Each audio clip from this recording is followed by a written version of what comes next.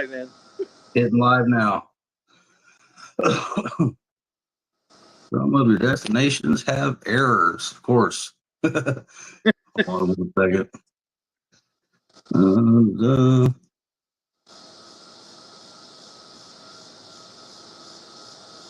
All right, Deb. Well, if you hear me, it's not going to mine for some reason. Try and create a new stream. I don't know. So it don't matter. I won't be live on my page, but that's okay. It's on Deb's and YouTube, so we'll be fine. It'll get out there. That's why we got multiple ways to get it out there, so we're all right. Yeah. It says on here something about stream this to your audience. Should I push that? Yeah, you can. I mean, it would go to like whatever like they're called destinations, and it would go to like a Facebook page, a YouTube channel, or some other streaming platforms. Mine just goes to YouTube and normally my page, and then over to GBR. But since it didn't go to my page, it's going to go to Deb's, and then she'll share it over to GBR. Yep. That wasn't the right thing to do, I guess. I told him the wrong advice. All right. Well, everybody, we'll just wait for a second, and Billy Baker will be back up here. I think I told him to do the wrong thing. Never take my word for nothing, man. I'm not touching anything. Deb's advice to me usually, she's like, if you don't know what it's going to do, don't touch it. I'm like, okay, understood. But all right, we're off to a roaring start. GBR family, this is my friend and brother Billy Baker. Continuing the locals edition from my hometown of Lincoln. Billy's not. When's the last time you were in Lincoln? Do you visit now and then, or no? No. Nothing to come back for, really, is there? That's okay to say. No, I don't think it, man. I sure don't. How long well, if you don't mind me saying, he's still in Illinois. You don't have to say where you're living, but yeah. How long have you lived up there? About 10 years now. Okay, yeah, you ain't missing nothing here. Yeah. But I mean, he did grow up here and everything, and raise some hell for all intents and purposes for many years here in Lincoln. He's a brother that is one of the fortunate ones, one of the blessed ones, one of the ones that made it out.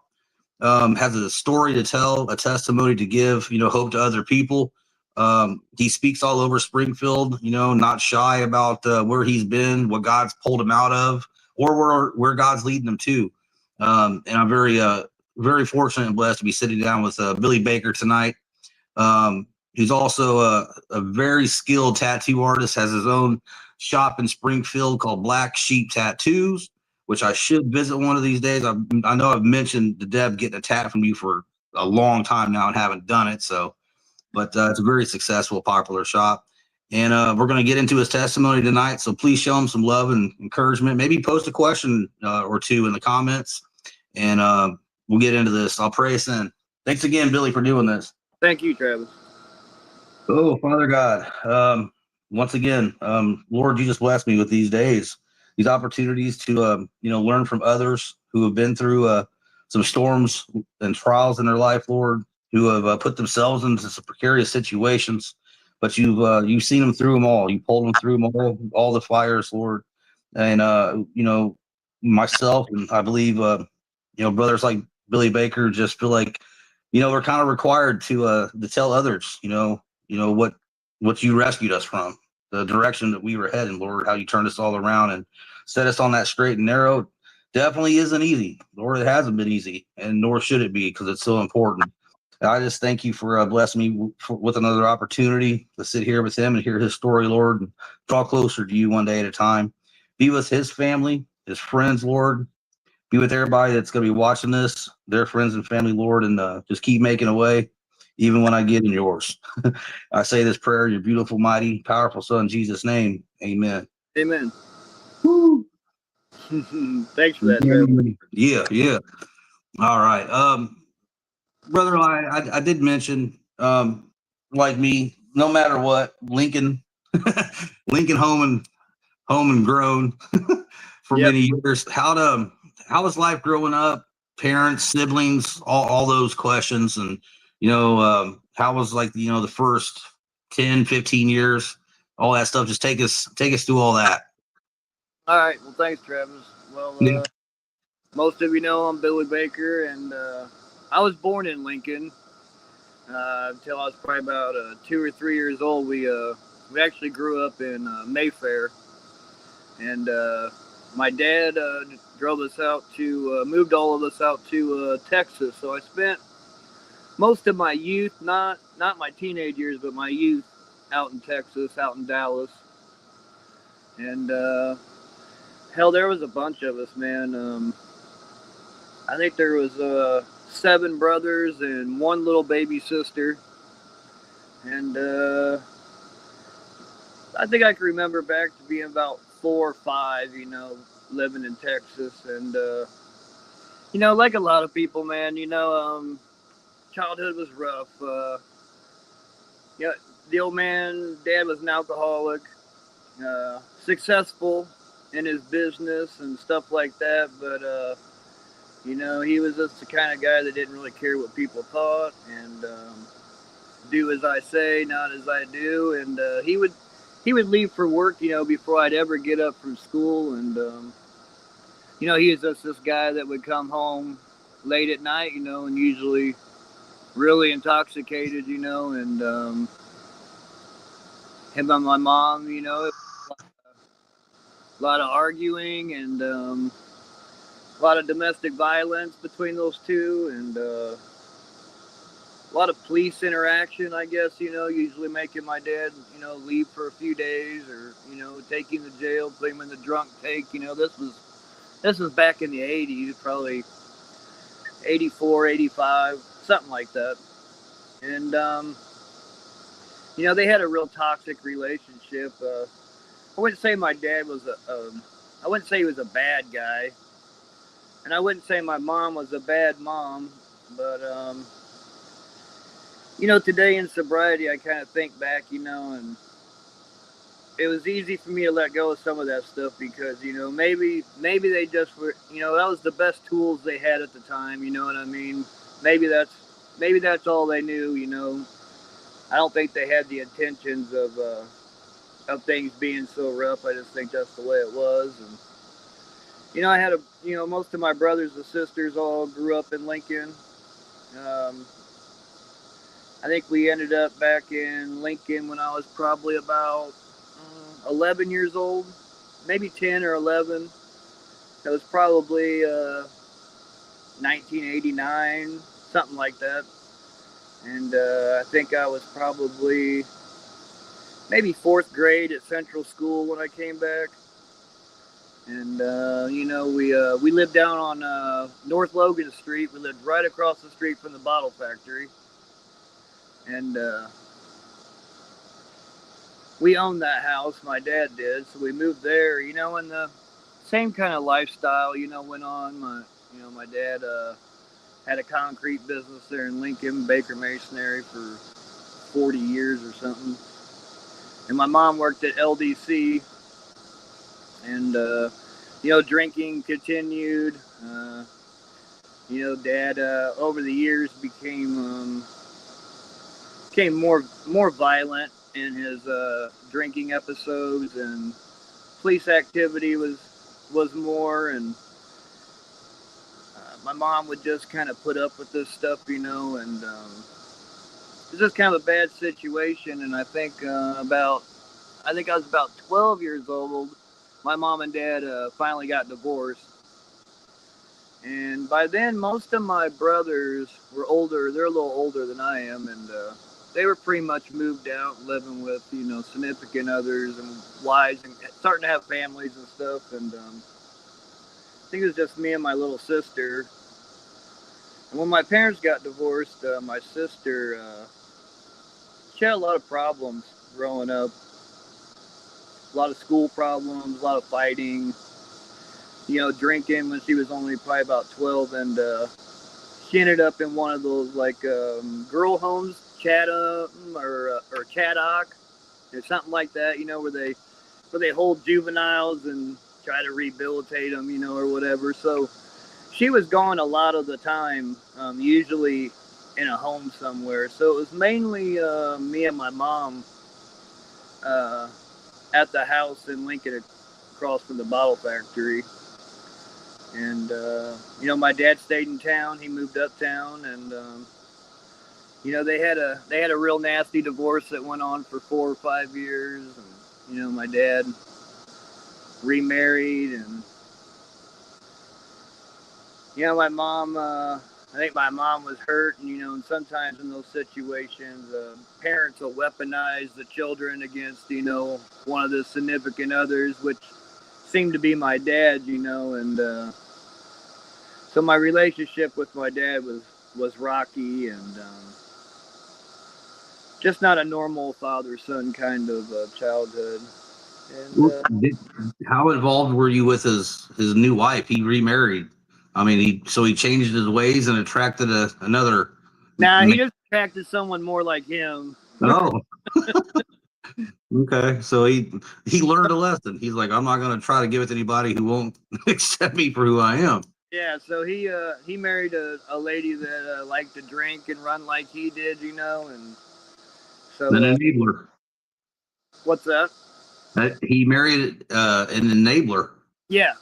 So you know, I really didn't have much to do with her for many years, and I you know, living with my mom, she had lost her job at LDC, and she was divorced, and you know, my mom had never worked in the 30 years that my mom and dad were married, you know, so it was a pretty culture shock to her too, you know, to pay all the bills and you know take care of the kids and do all this stuff on her own. And you know, things weren't always good. You know, after my dad left, we moved around a lot, uh,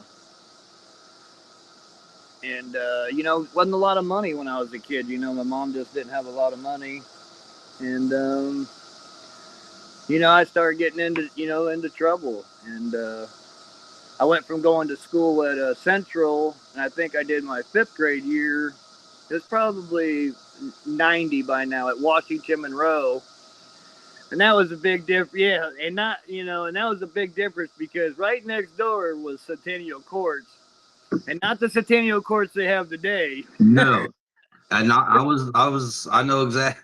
I spent about 30 years in those Centennial Courts off and on, and a couple years of them while I was barred. Yeah, And right up the block from Washington Monroe was the cop shop, which yeah. me and you years later would visit many times. Go ahead. Penny is my second home, but you know, and back then, you know, Centennial Courts was an extension of Podunk. You know, you know what I mean.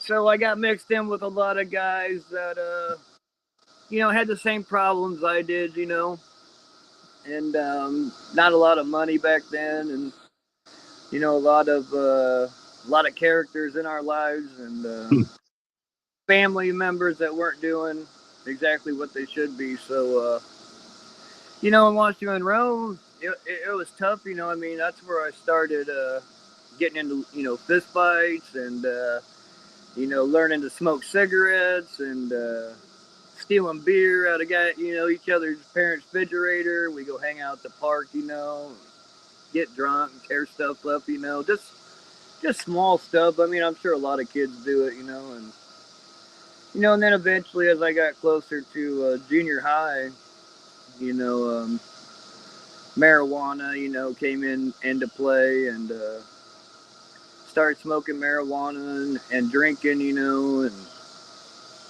being real disrespectful at school, you know, stuff like that, you know, and got into uh, got into trouble for the first time, you know, not going to school and breaking into cars, you know, about 13. And I got my first trip to Logan County jail at 13, and I got sentenced to 7 days. And I remember the jailers all freaking out that I was so young and that I was in jail that they actually kept me in a solitary cell, so I couldn't be around you know the other adults.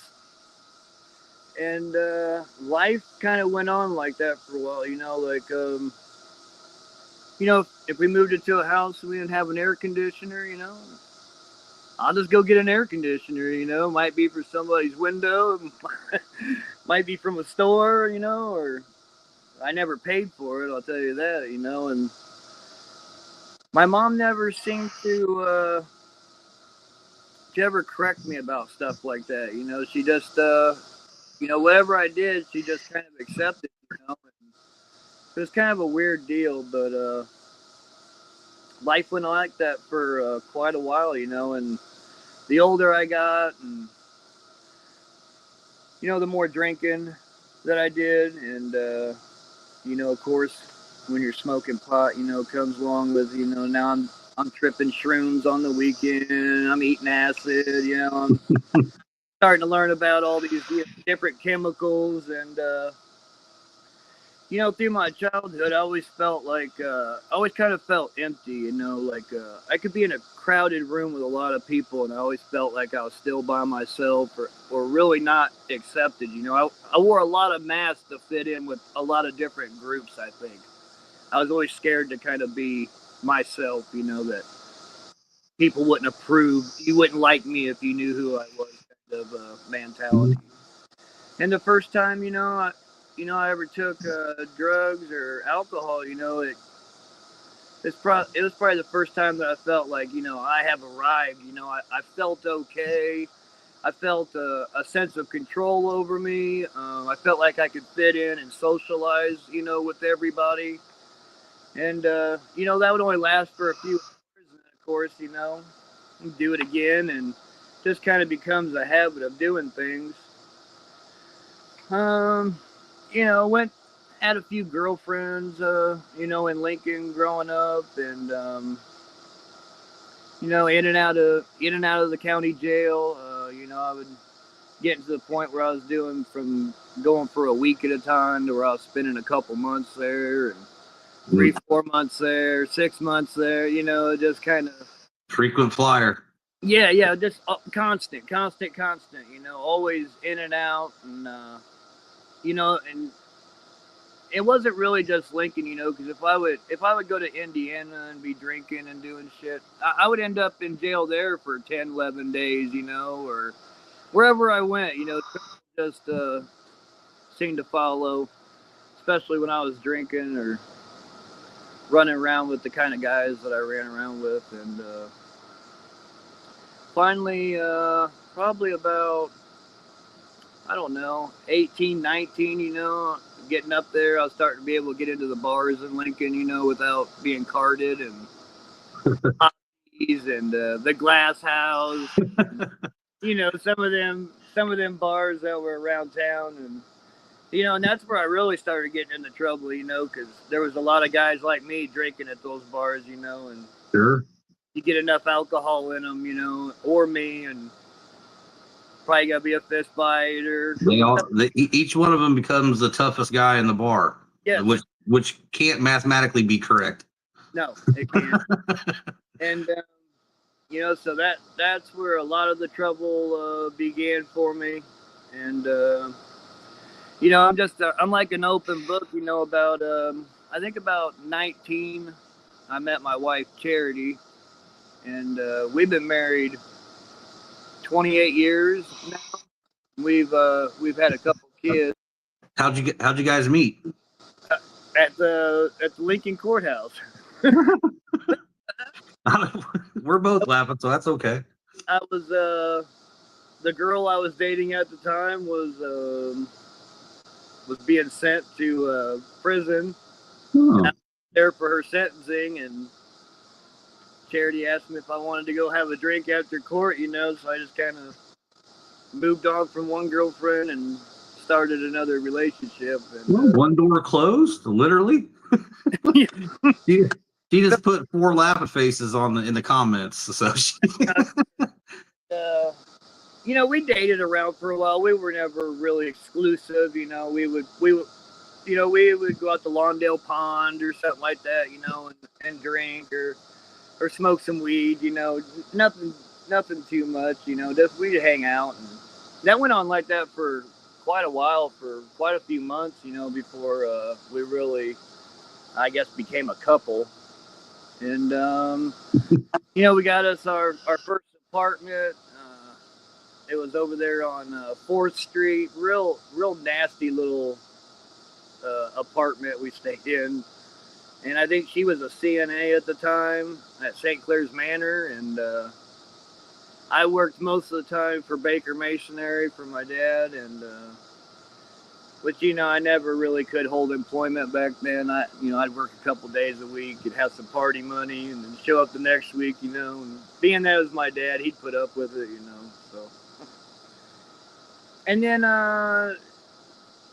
we got married, and a few weeks after we got married, I was hanging out with a guy, and we were drinking whiskey all evening, and I ended up committing a burglary that night with this guy, and the cops, come to the apartment, and it was a bad deal, and they arrested me for a domestic violence call, and I threw a TV through the living room window at a cop, and there used to be a cop, Michael Fruget, there in Lincoln.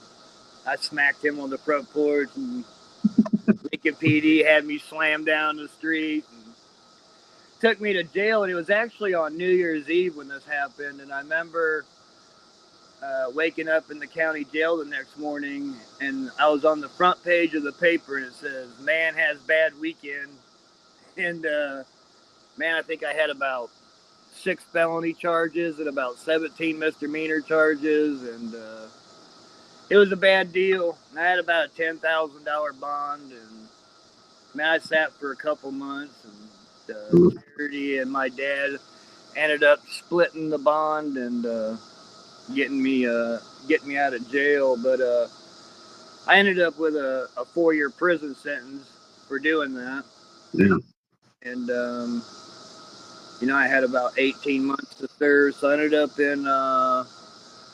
in Hillsboro and Graham, and I think I did about 8 or 9 months there, and then they transferred me to a Greene County boot camp, where I finished up about the last 5 or 6 months of it, and back out on the street on parole, and of course, back to drinking and doing drugs, and I don't think it was 30 days later I had already violated my parole, and Doing what? I was drunk, and what was that cop's name? There used to be this cop, Dave Altman. Oh yeah. I got drunk, and I was thinking about being in prison, and he used to give me a hard time, so I got in my car, and I knew where he lived, so I was doing cookies and burnouts in his front yard, and they pulled me over, and they violated my parole for that shit, and Oh, wow. I just would have said I was cleaning the street. I mean, come on. back to prison I went, man. And gosh. this Yeah. time they sent me up to Joliet Correctional Center, which is a maximum security up by Chicago. It's closed down now, as far as I know. But when I got in there, that place wasn't no joke. There were real criminals in there, man, that had real bad intentions, and a little bit out of your element, then. I mean, modestly saying, right? Out of my element, man. I'm a real young kid back then. I'm 130 pounds back then at best, and sober and not antagonizing anybody. No cookies were cut in that prison. And I think I finished up there after about 6 months, and I got out with I don't know if they put me back on parole. I think they put me on a house arrest bracelet for about 11 months. And, my son was born when I got home that winter, and my daughter had already been born right before I went to prison the first time. So, I had a couple kids I was coming home to that I haven't really raised, you know what I mean? I got, one that's brand new, and I got one that's like a year and a couple months, 13, 14 months old. So I'm just trying to readjust, I'm trying to do the right thing. trying to stay out of trouble, but once again, I got this problem with, being uncomfortable in my skin, you know what I mean? Boredom. I just can't escape myself, I guess I should say. You know, Well, I mean, if you don't mind, I mean, at this point too, like you can see like a pattern's been established. yeah, Alcohol definitely. If it was yeah, just the weed, maybe no, cookies cut outside Dave's house. So like, and your dad had all the issues with the alcohol, yeah, and so I was thinking, you know, there's got to be some pent up anger, resentment, definitely, grudges still there, and that's all, and boredom on top of it. And you're in Lincoln, and yeah, it all starts blurring together. yeah, But I mean, when you're in it at the time, all those years back then, I mean, you're not. Even if you were trying to do the right thing, there's so many wrong things yeah, that have happened that you can't yeah. even really put together yet. So No, you're right. That's what I mean about it. I just can't escape myself, and as much as I always didn't want to, I always seemed to return to, drinking and messing around with drugs, and that would give me a sense of relief or control for a little while, and sure.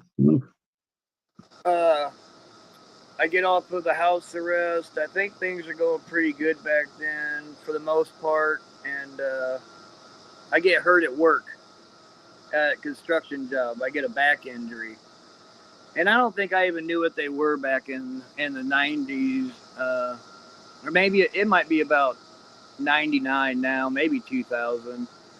But I see this doctor, and I've got some blown out herniated discs. I've got, deterioration of the lower lumbar, all this shit that's going on. And they're like, well, we can deal with that. They're like, we're going to put you on Oxycontin and Vicodin. I don't know really what it is. I just know it's a pain medicine. Nobody was popping Vicodins and Oxycontins, at least not that I knew of at Yeah, that. that was still right around, if not before, like the big Yes. epidemic that started in West Virginia, Florida, and some Yeah. other big cities. It took about a year or two for it to kind of advance. So you're just doing what the doctor said. Yep. So the doctor sends me home and puts me at physical therapy, and now I've got these big bottles of these pills, and I start taking these pills, and everybody would tell me, oh, that pain medicine will make you sick, it'll make you sleep a lot. I have adverse reactions to that stuff, man.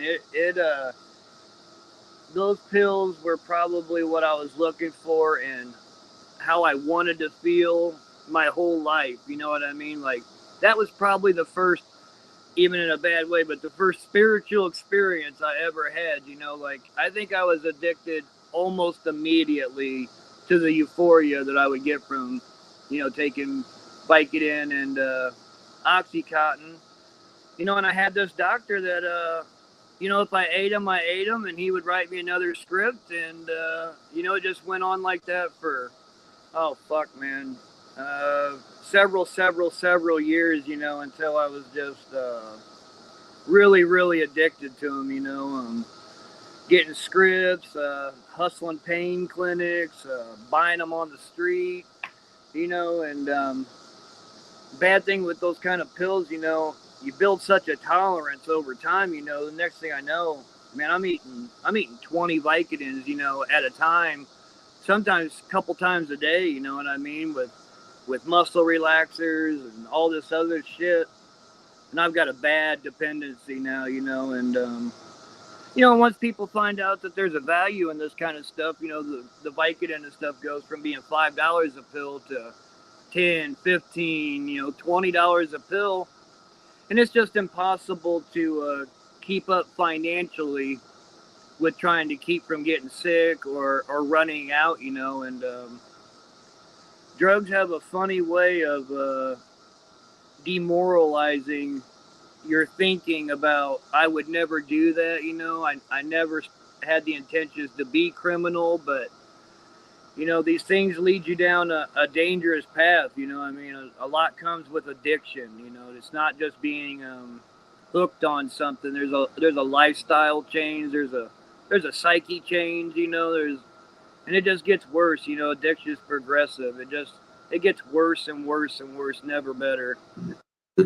I feel like it's a form of, I mean, people always kind of give me crap about this, but I mean, from my own experience a couple years ago, at some point, did you feel like, I mean, you kind of was aware of what you were doing and how it progressed, you know, in a worse way, but did you get to a point, if you remember, that you were like, you know, like, holy shit, this stuff's got me. Like, I'm gonna just keep getting these. However, I'm gonna get them. I can't just stop taking these and wean off. Absolutely. It starts to own you. Like the obsession of the mind, you know, which drugs are real good for, and of course the craving of the body. But it got to the point where that's all I thought of, man. 24/7. Yeah, just wake up in the morning. If I had pills, that was good, but I was thinking about more pills, how I was going to get more pills.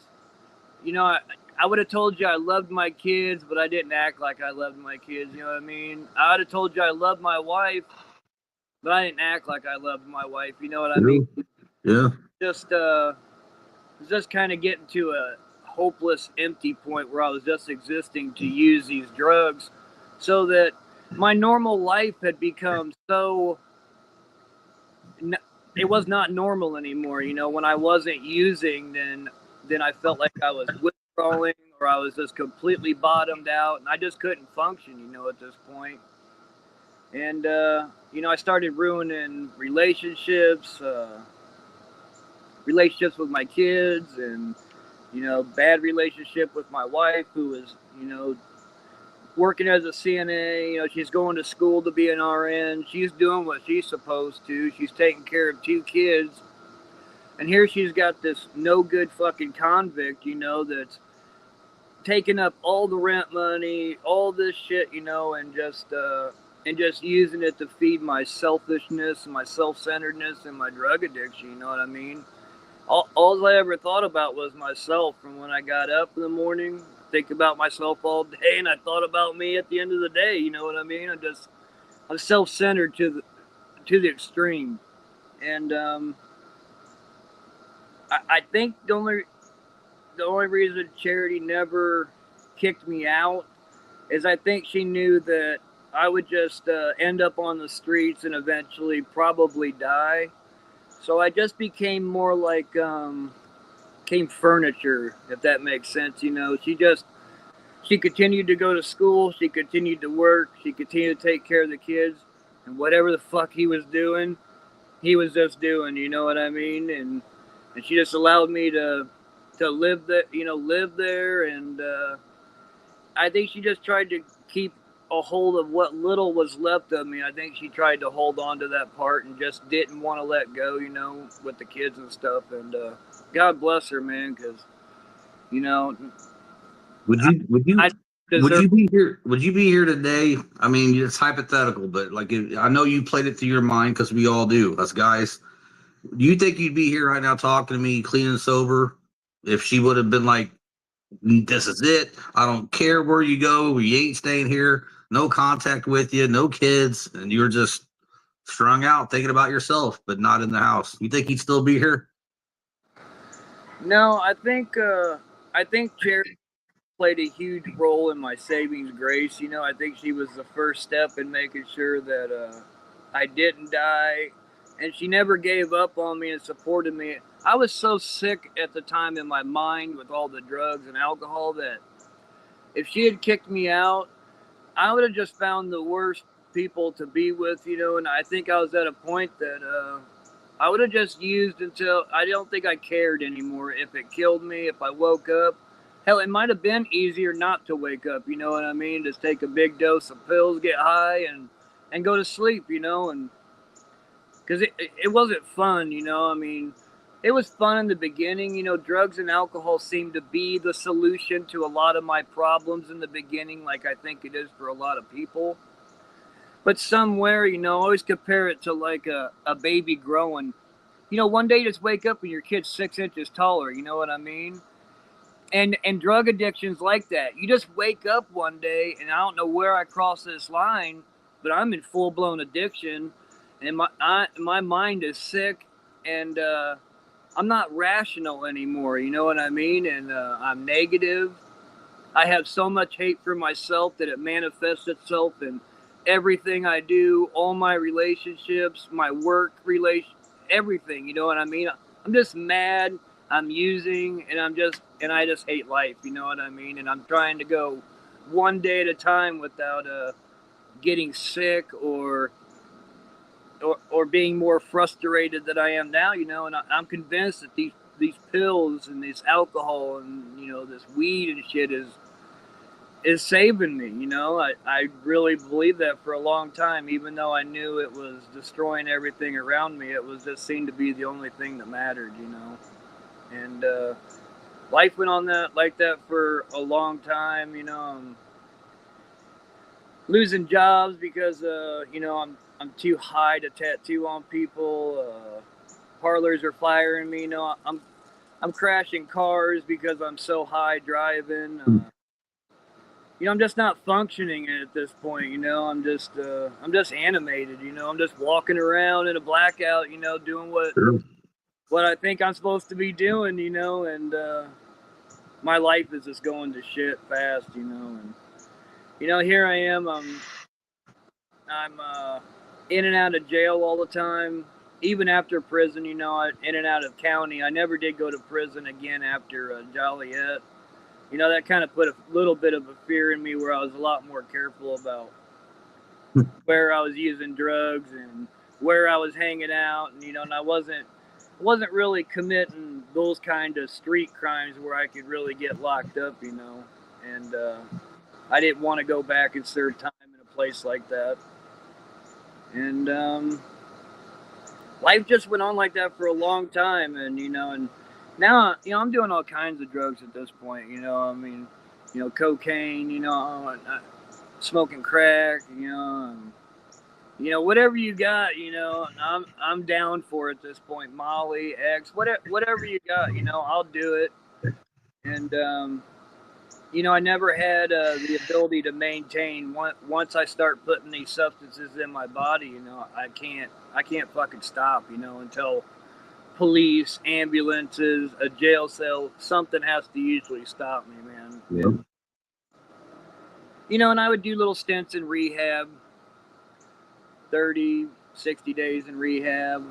I'd get out and think I was cured, you know what I mean? No program or nothing, just stay in rehab. And, you know, I could weather down for a while, but 40, 45 days later, 50 days later, you know, here I am left with myself.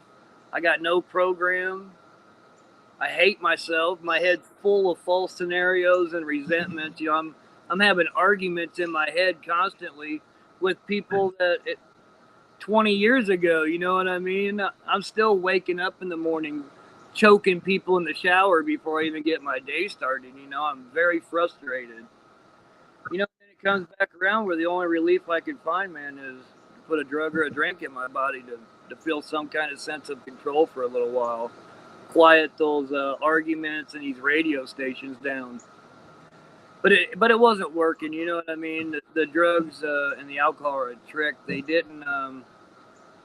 Now I'm miserable using and I'm miserable sober. You know, I'm just at this point. I'm just a miserable person, you know. And life went on like that for a long time. And like I said, in and out of rehab and treatment centers. One doctor, which I didn't know a lot about, told me that he could cure me with a methadone program, which is a horrible, horrible idea. I was driving down to Peoria at 5 a.m. in the morning from maybe from Springfield. I can't remember. Go down there, paying all this cash. They give you this pink cup of some nasty shit, you know. You would drink it, and it was like using legal heroin, you know what I mean? And you could lie to them and tell them it wasn't working, and they would just raise your dose, raise your dose, raise your dose. I think I was on like 168 milligrams of methadone for about 2 years, and my life got real bad doing that. My physical condition, I was down to like, I don't know, 87, maybe 90 pounds. You know, my teeth are rotting and falling out. face is real sunk, you know, and I'm just sitting around pretty much in this knotted heroin haze, you know, all day long until I wake up to go get, you know, another drink of this shit. And then I got to the point where I just couldn't do the methadone anymore. So I decided that I was going to quit, you know, and I talked to the doctor and he said, you know, it would take about a year's worth of lowering me down to get me off this shit. And, you know, I'm like, a year? I can't do another year of this. So I told him I'm just going to quit.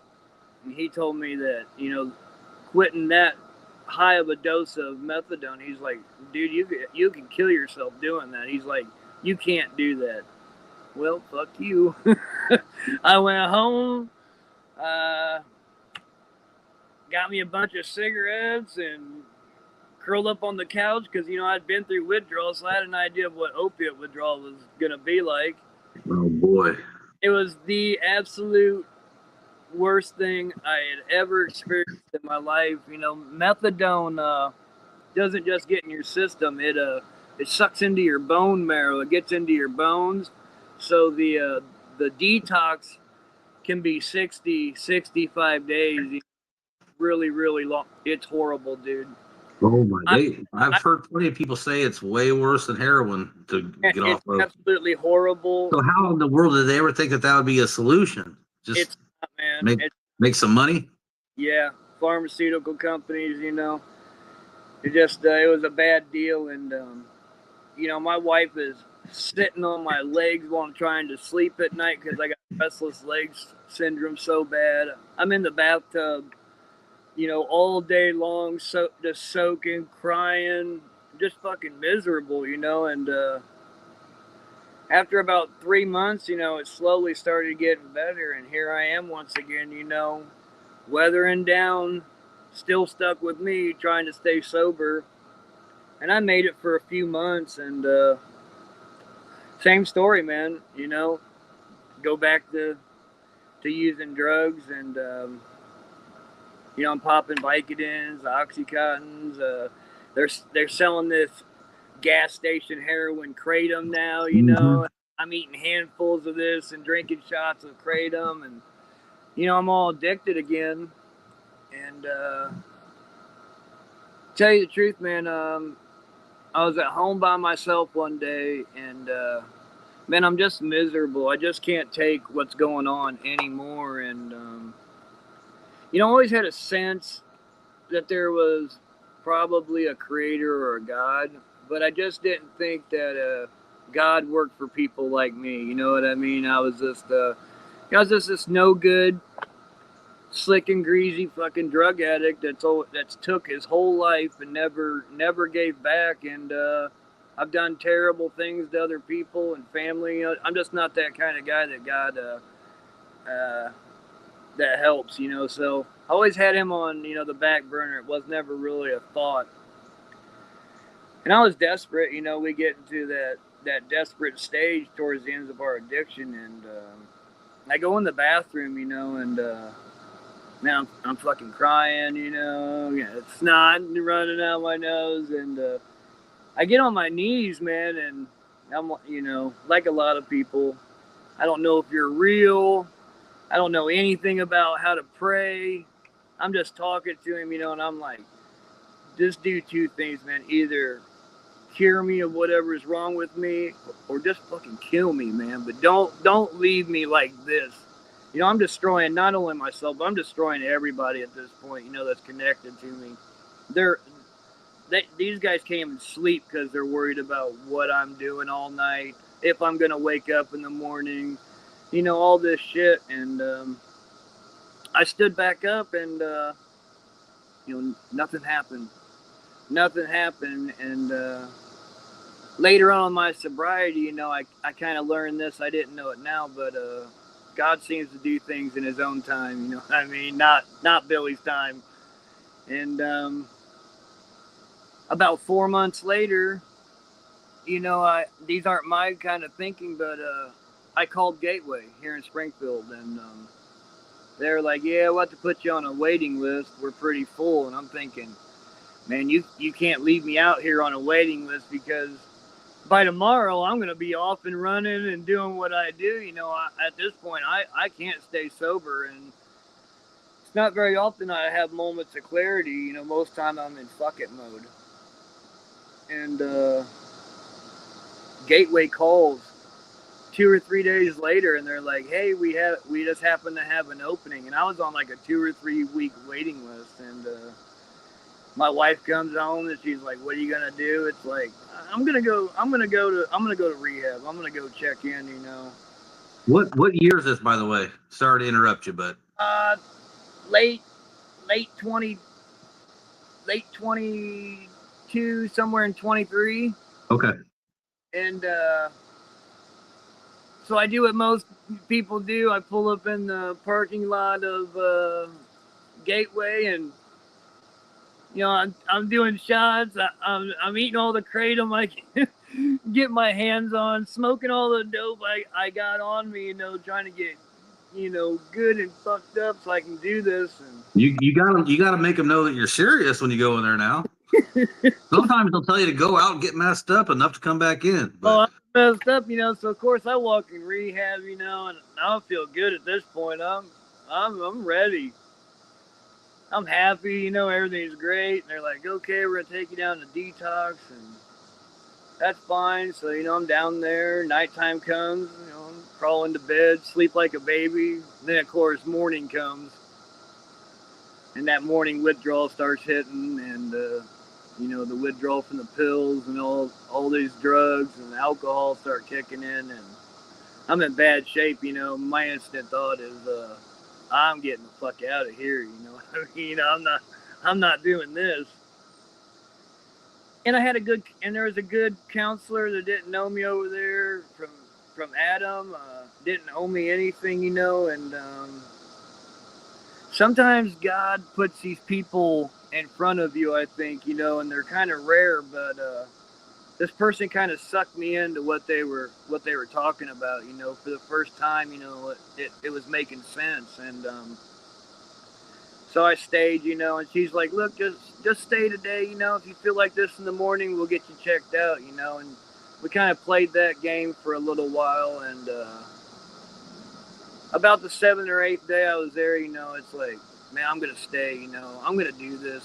I'm not even sure why, but I'm gonna do this. So they moved me upstairs, you know, and I stayed for 30 days, and it's time to get out of rehab, you know. And I'm thinking, you know, I'm not cured, man. Like, you know, my feet are gonna hit the streets, and here I am left to my own thinking again. I can make my own decisions, and you know, there's something wrong with the way I think, you know, and the way I feel. So somebody was telling me about the Alano here in Springfield, which is AA. And I went over there, and I would sit in meetings, you know, for an hour and complain about, you know, how God was against me, and all, you know, the world hated me, and maybe I'm just a fucked up person. I'm different, you know, and I'm not relating with anybody, and you know, I'm just against doing this. But I didn't know then what I know now, you know. But I really feel that you know, when you ask God for help,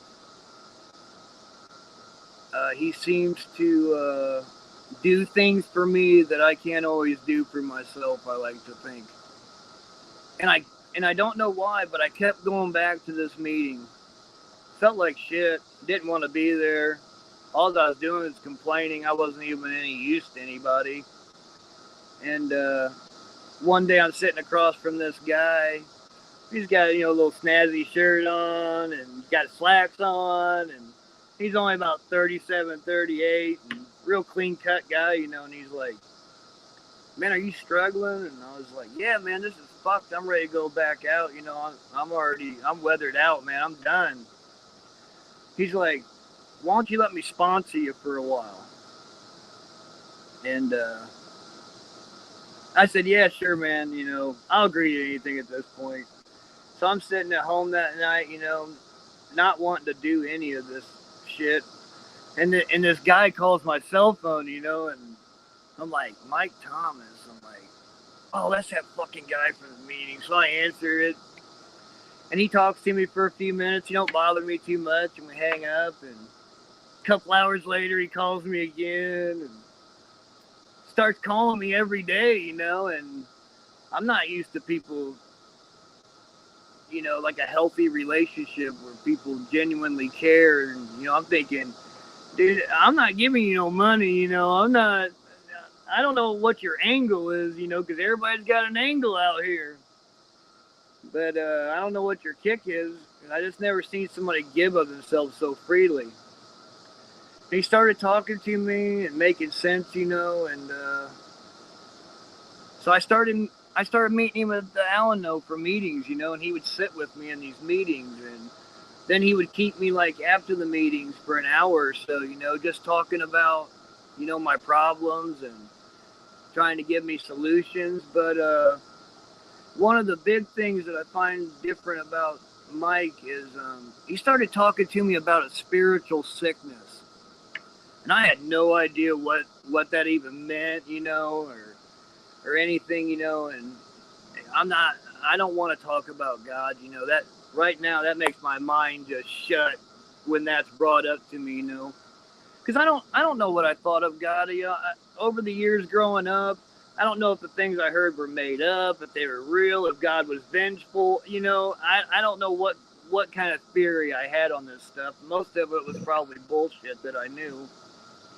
Yeah, but you also thought that he wasn't gonna like use you for nothing good. If anything, just to kind of keep things not good. I just can't see the forest for the trees right now, you know. And he starts talking to me about this stuff, and he's like, let's start working some steps together and stuff. So I get involved in this 12-step program, and this guy becomes like, even though he's a little younger than me, you know, he's starting to step up as kind of like this father figure or a brother or something, you know, like he's really concerned with me. He's checking on me. He's popping in to see if I'm at meetings, you know. He's spending time with me afterwards and talking to me about the program, you know. And, you know, I start to get comfortable with him, and he starts sharing to me, you know, about his life. And, you know, not to look at him today, you know, he's real successful, but fuck, he's done way more prison time than I have, you know. He stole everything that hasn't been locked down, you know. I mean, So he had the street cred, so you had to respect him for that stuff. And I believed him because he knew what he was talking about, you know. Sure. So my guard, for the first time I think in my life, my sponsor was probably the first person I ever started being honest with about how I felt, how I thought, things I didn't want my wife to know about me, or people in the community, you know, this stuff that I always kept locked up inside.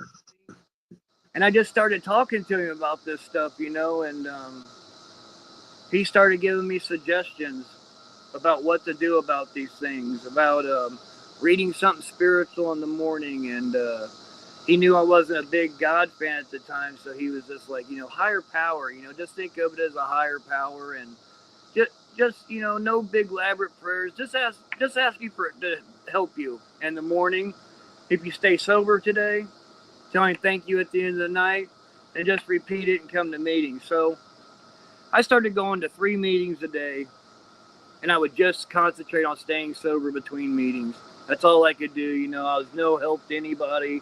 I wasn't working, so that's what I did. And you know, like a month went by, and I'm sober. I'm going to meetings, hanging out with this guy who's telling me all this crazy stuff. I'm not sure if I'm sold on it or not, but I'm doing it.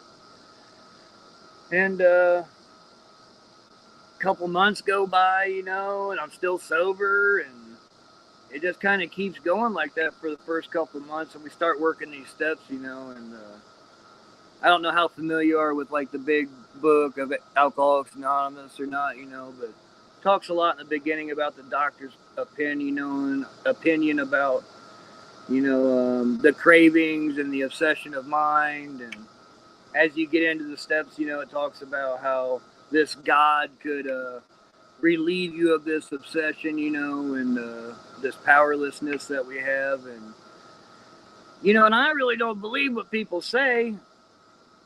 You know, I'm still guarded, but I couldn't argue with the fact that I was seeing results and doing this stuff.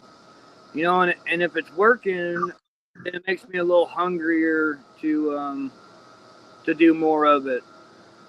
And I made it about 3 months with this guy, and then I go back out, and I go on a big old binger for about a week or 10 days, and it ends up real bad where I'm in the hospital and cops are here, and it's bad, you know. And it was so bad that I just had developed this like gift of desperation, you know, which I think that God sent.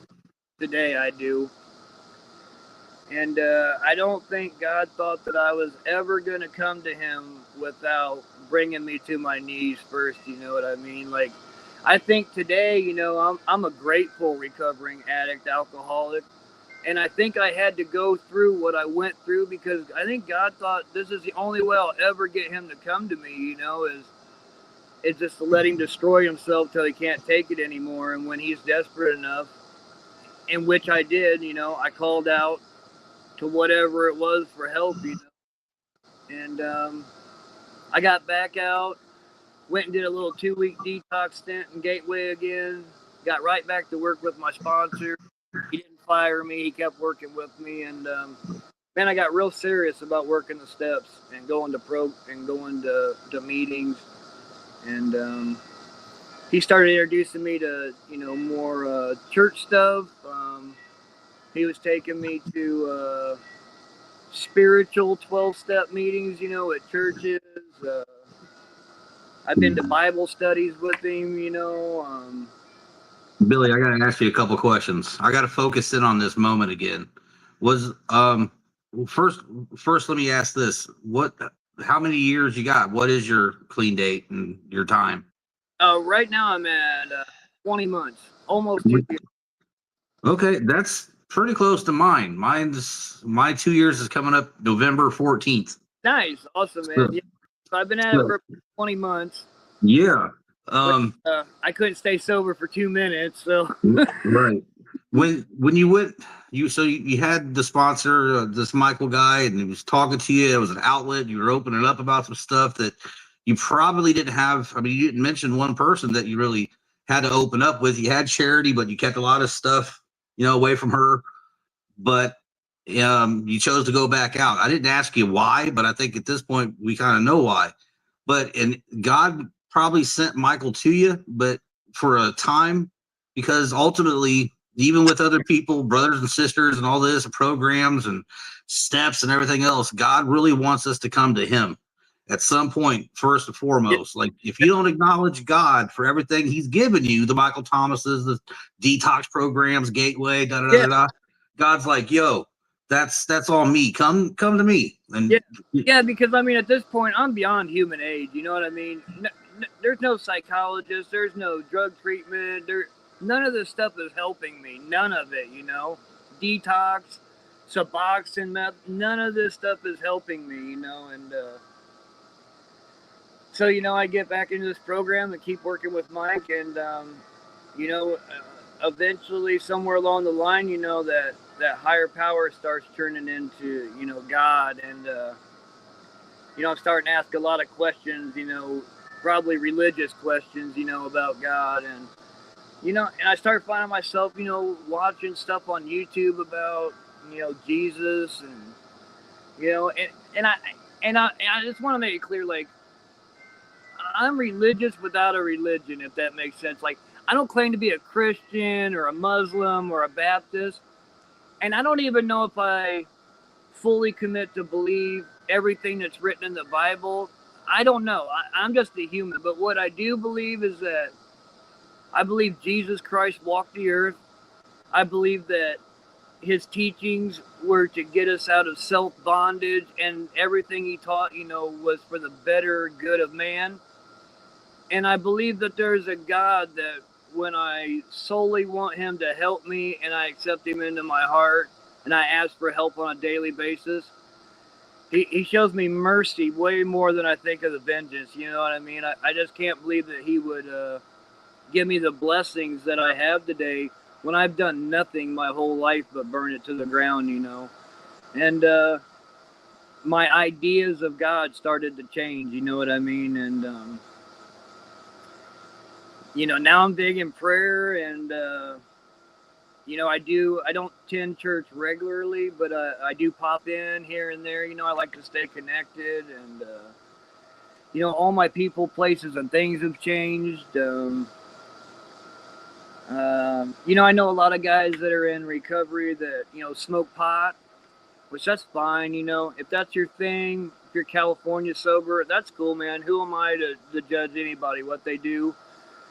But for me, that's when they say and how it works, the result was nil until I let go absolutely. And not that marijuana was a real bad addiction thing, I wouldn't skip paying my rent to buy some weed, you know what I mean? But I just wanted to starve that addiction all the way out for me personally. I didn't want to put anything in my body that would agitate it or bring any kind of resentment and I started really wanting the approval of God, you know what I mean? Like, I just wanted to be better, and he had lifted me out of such a hell that I lived in for so long. I just felt like I owed it, that I was going to live this clean and sober life.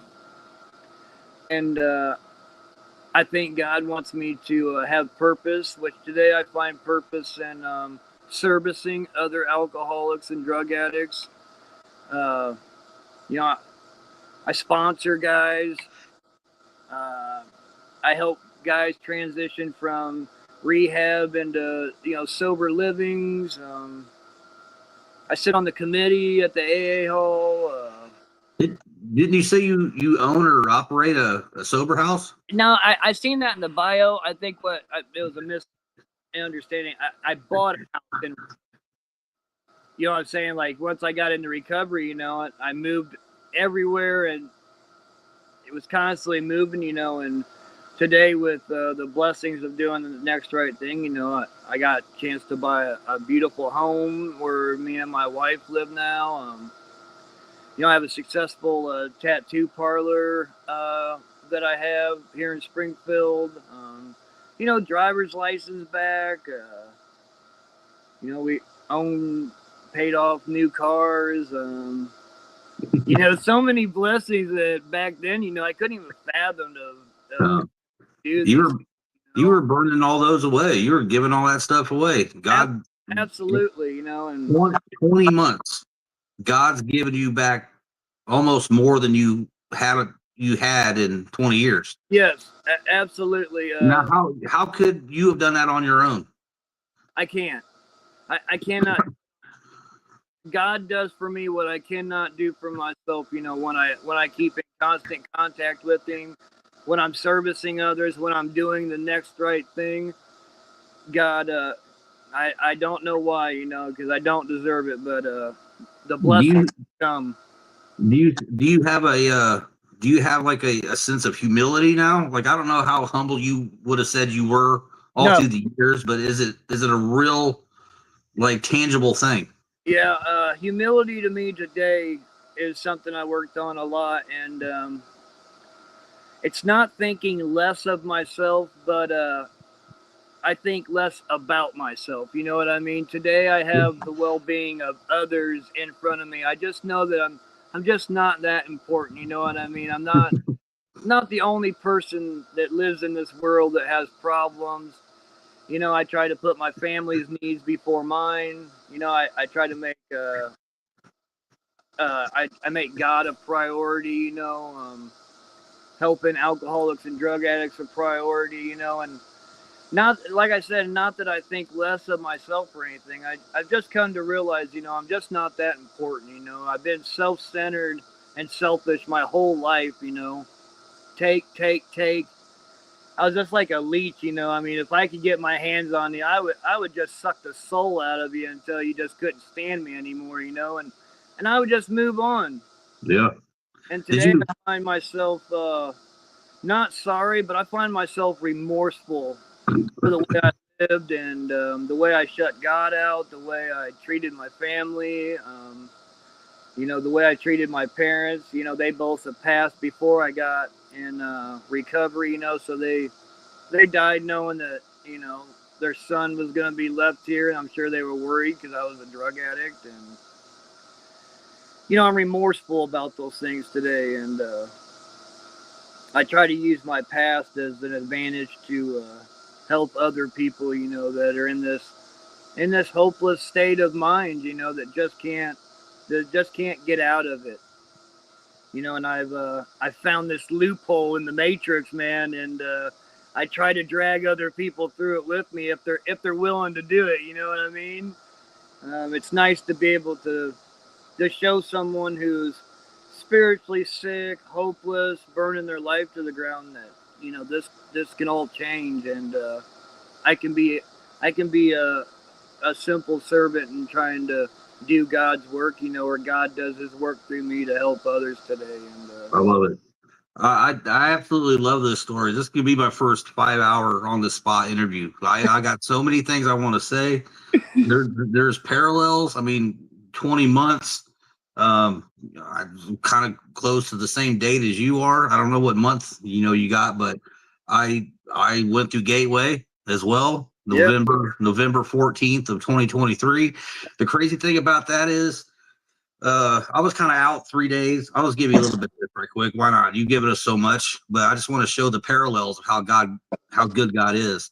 It got brought up by somebody, a friend of mine, to go, man, you ever give rehab a try? I'm like, bro, I'm coming off like 4-month crack binge. I'm out of the house. This is it. Like I had a whole different ending in mind once I got caught. I was like, I'm just done.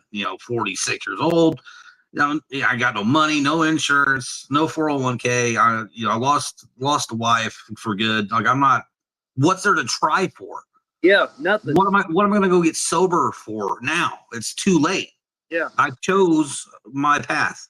Yeah, that was no exaggeration, hyperbolic. That was just my thought. I'm like, hey, yeah. I bought the ticket. I took the ride. The ride ended.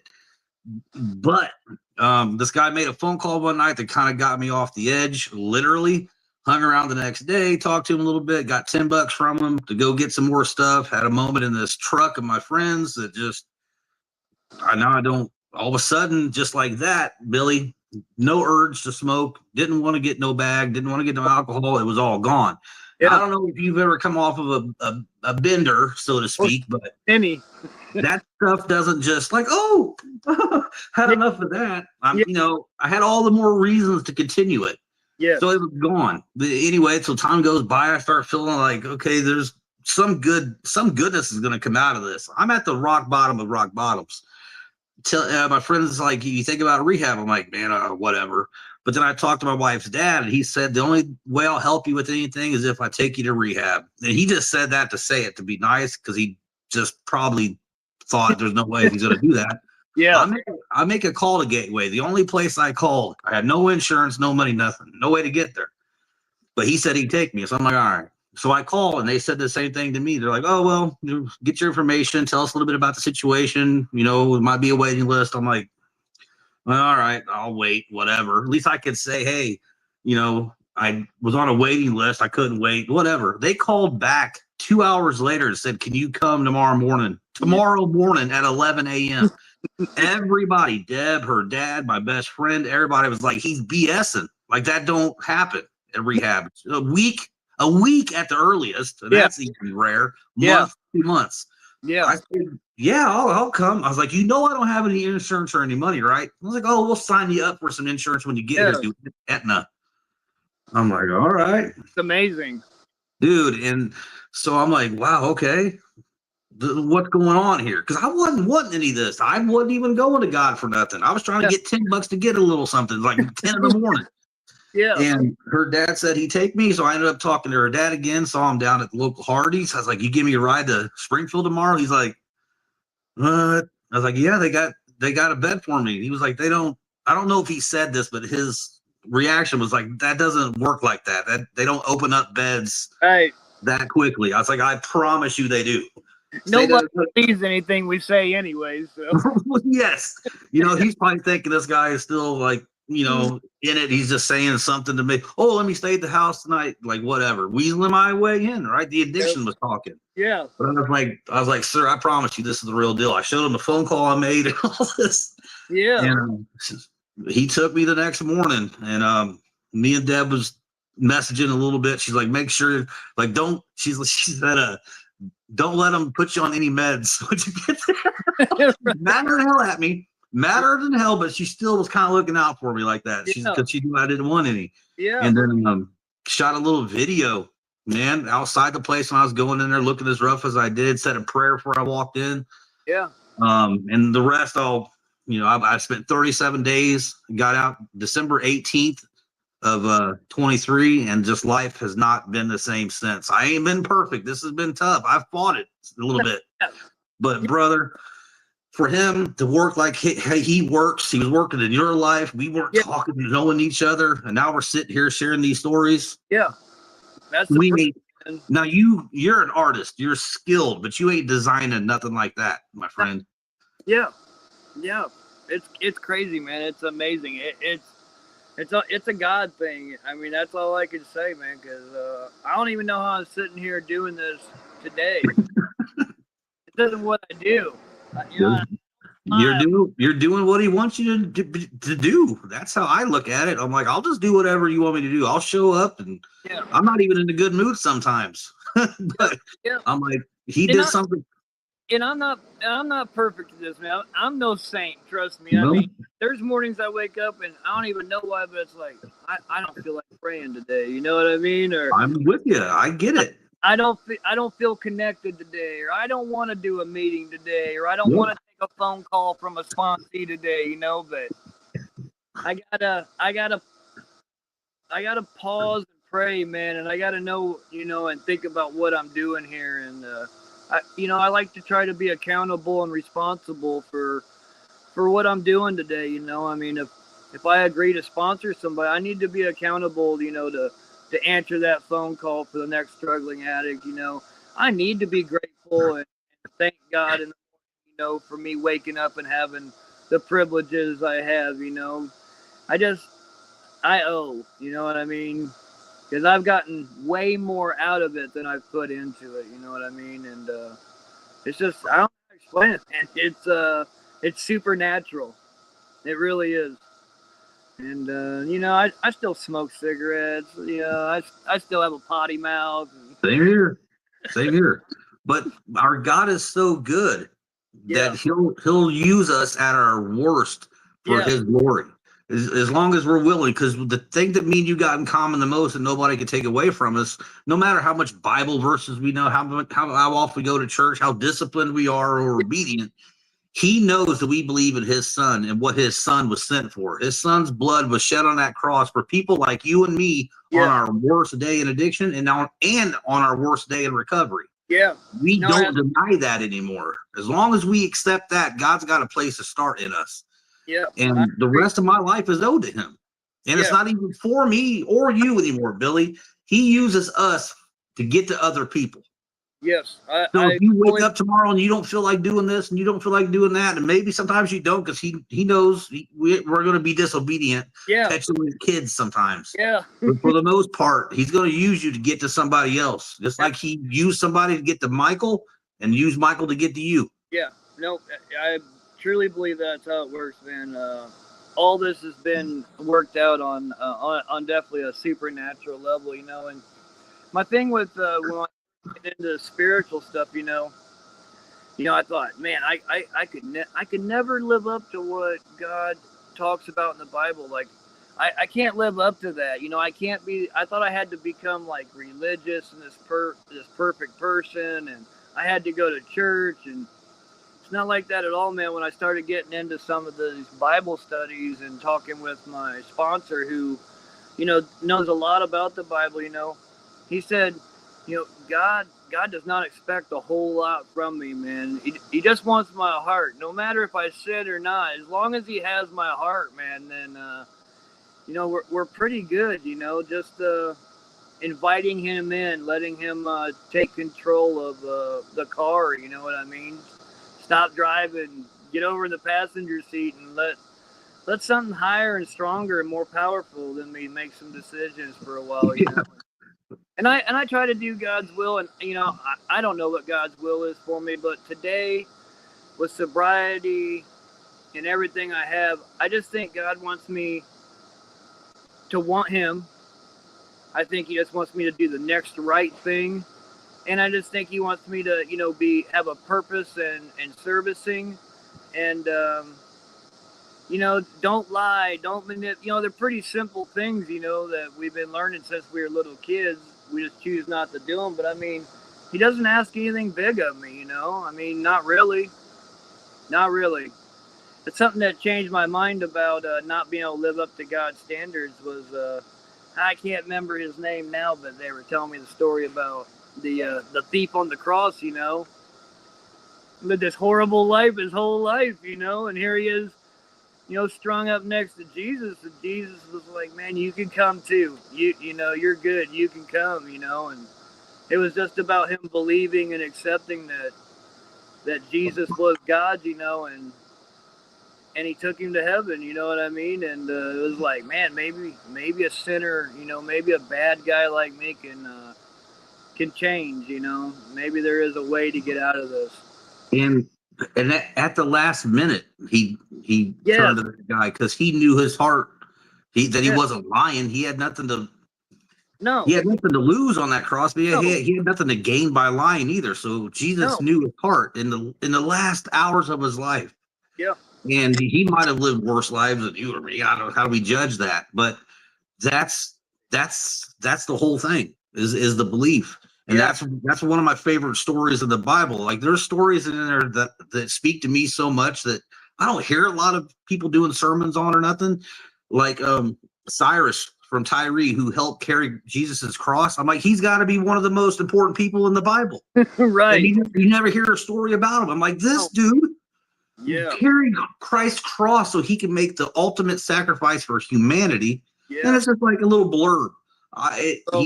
That's my favorite character in the Bible, and I know that I shouldn't even say that. It sounds blasphemous. You got Paul, and you got all.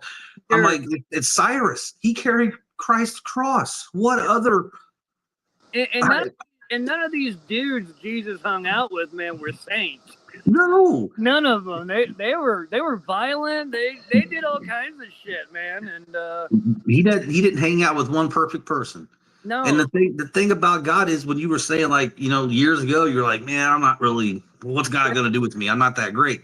There isn't one major person in the Bible that was perfect. Moses, he killed somebody. Yeah. I never killed nobody. Yeah, me neither. You know, so I'm like, wait a minute. If they write these stories and these stories are real and they've lasted all these years and God used these people despite of stuff. I mean, Moses broke the commandments. He had to write them again. Yeah. I'm like, okay, maybe. I was cracking up because I heard a story that Moses is up on the hill or whatever, getting the 10 Commandments, and one of them is "Thou shalt not kill." He comes down off the mountain and kills somebody. You know, like, what the hell? And God knew all that. I mean, the purpose was bigger than the dilemma or the conundrum or the argument that any of these imperfect people could make. They were still willing to be obedient and move forward when it mattered and trust. Yeah. And like I said, like I told Deb the other day, like, I don't mean this the way it sounds. I can't express it right, but I don't think it matters to God how I feel on certain days.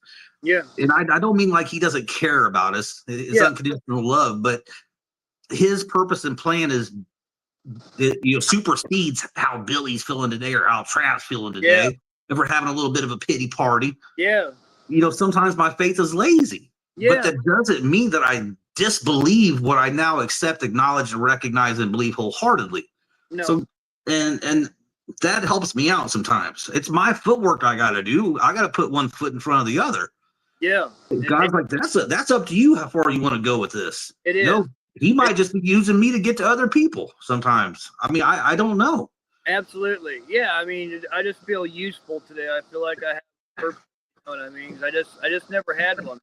Not me neither. I mean, I can honestly say that now that you said it like that. I'm like, there's things I could do, and responsibilities and stuff like this, but I don't think I ever had a certain purpose that I believed in, and I do today. And I don't know where it's going to take me tomorrow or the next year, but I'm moving forward with this thing as long as he'll have me here. I can't tell you how perfectly I'll do it, but there's nothing to go back for.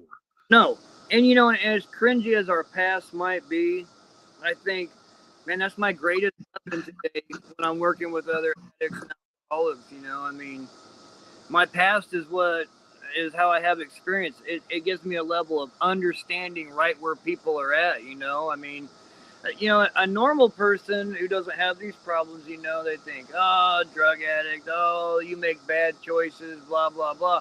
But see, I'm on a different level with that. I get it. I get what it's like to feel like an addict, and there's no escape from it, and how the processes changes your thinking and the way you feel, you know, and it like I said, it's beyond human aid. It's just too hard for someone just to drag themselves or think their way out of addiction. You know, I needed lots of help, sponsors, mentors, God.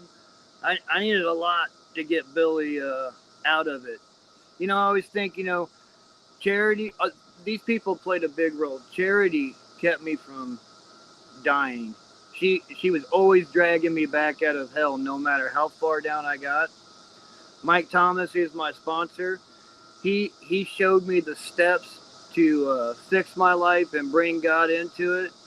And then God, man, once I got to him, he showed me mercy, man, and he took away this obsession, this craving. He gave me a psychic change, you know. So those three people had to be put in my life, you know, to help me get to this point to where I can have purpose. You know, I just think that the whole time I just didn't see it, but God was right there trying to save me or bring me to him the whole time. But he was going to let me go through what I had to go through, you know, to bring me to my knees. It just, if he hadn't, I'd sit here today and there wouldn't be no prayer. There wouldn't be any service.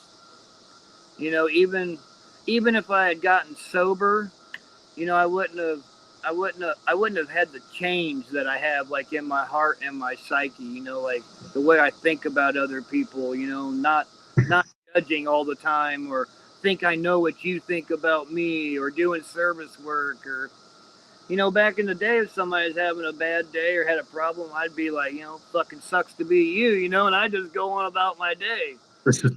Now I give a shit, you know, I mean, I'll sit and listen to people or talk to people, you know, or see if I can go out of my way to help somebody get in rehab or sober. Yeah. You know, if I see somebody with a flat tire, I pull over today and see if I can, you know, be of service if I can. I try to give back because, like I said, I spent so much of my life just being a taker, you know, and it's cringy at best, and I don't want to be like that anymore. No, man, we've served our time. I mean, God will let you go through hell until hell becomes not desirable. Absolutely. Because that's all we were doing. I don't care how much you or I or anybody else says, well, I just couldn't deal with my thoughts and life sucked and I got bored, so I needed to go to the bottle or the pills or the bag. I mean, okay, we get it. That's the same, one-man party. Yeah. But it led you to hell every time. And not only did that lead you to hell, but it provided a hell and a hostage-like situation, atmosphere for everybody that you loved.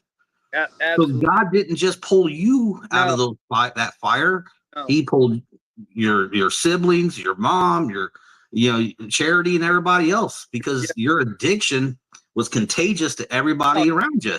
Yes, they might. And they couldn't do, and they didn't go to the bottle or the bag. Some of them had to face your stuff sober while you had it out. Yeah, I wasn't feeling nothing. They're feeling everything. You know what I mean? And I don't care. You know, that's. I mean, I went through a lot, but I think about all the sleepless nights and the worry and everything they went through to deal with me.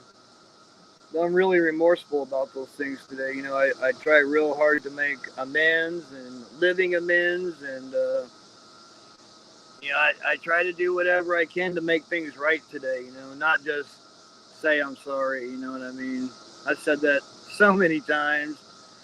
And it was never really, I'm sorry, because I was going to do it again. It just felt like the normal thing to say when you fuck up, you know, I'm sorry.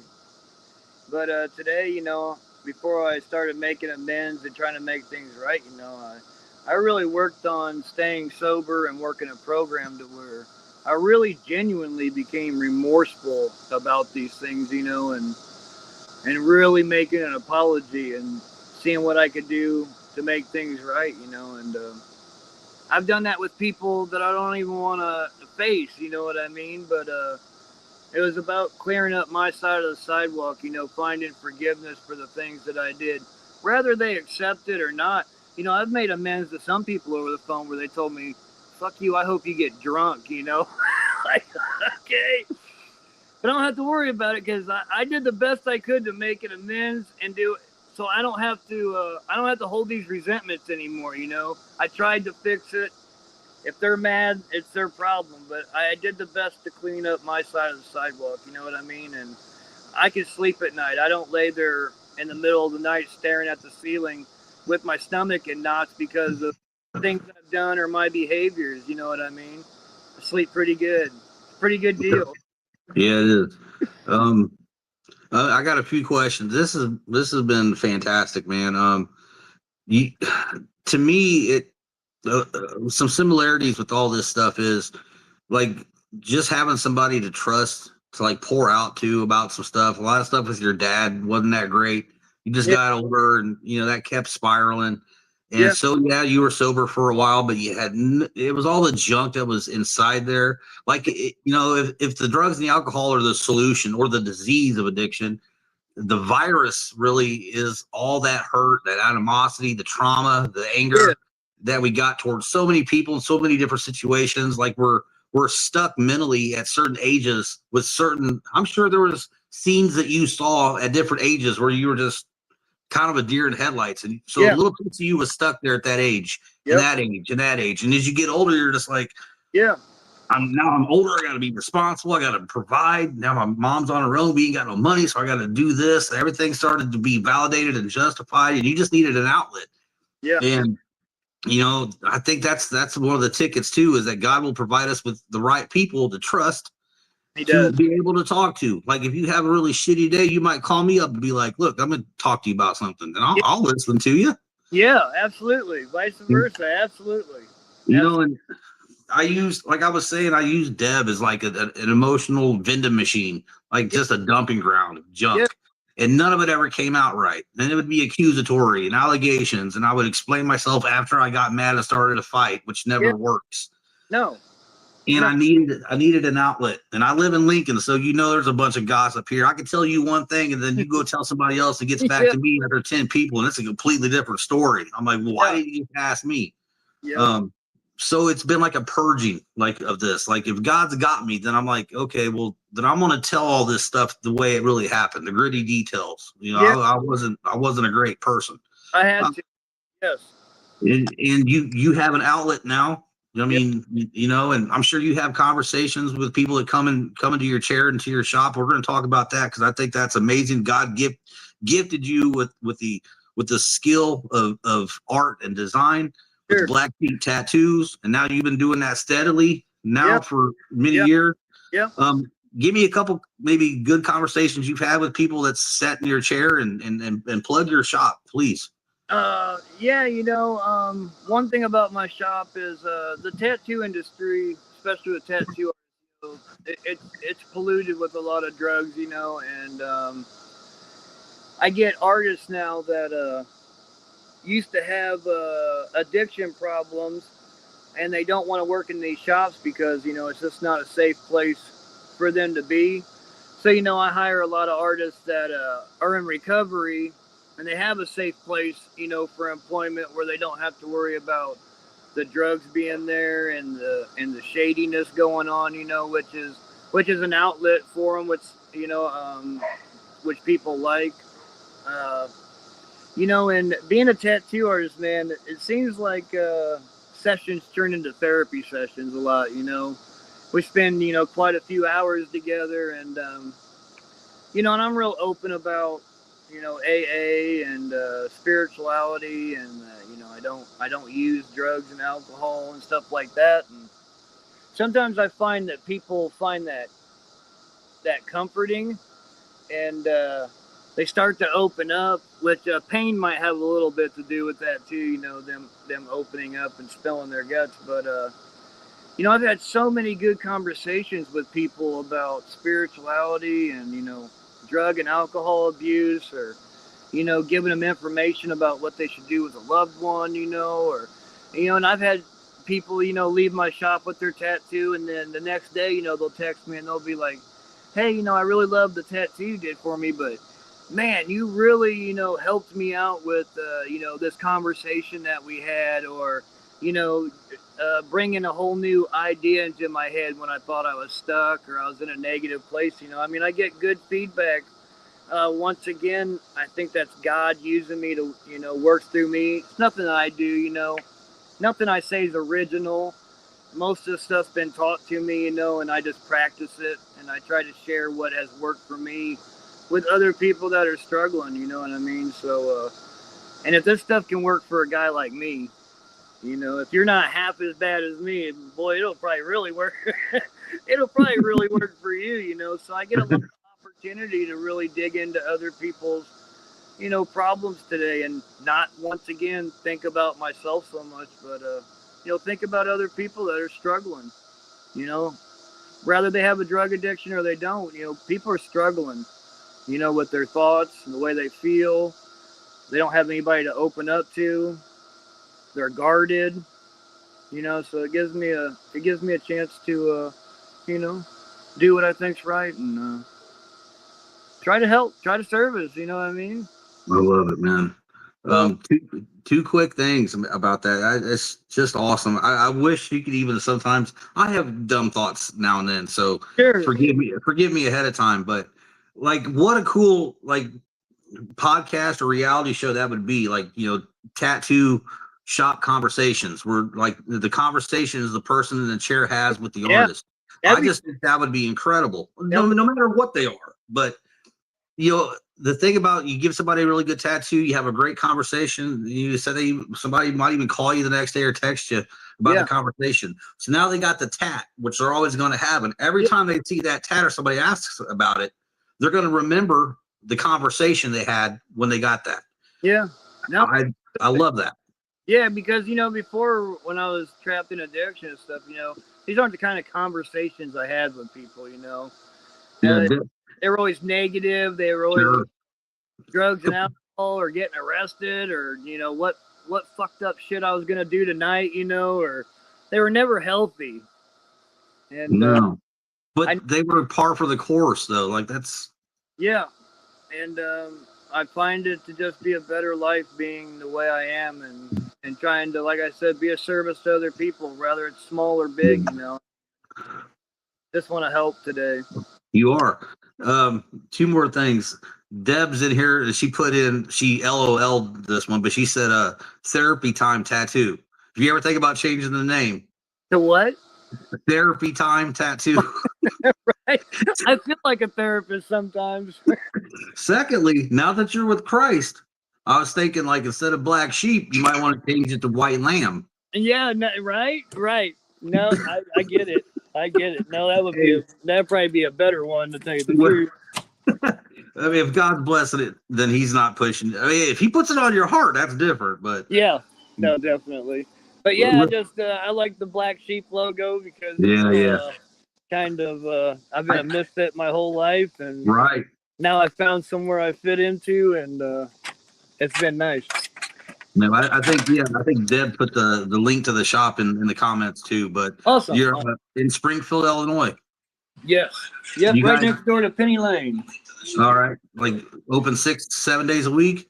I'm there Thursday through Sunday, 12 to 6. And staying busy.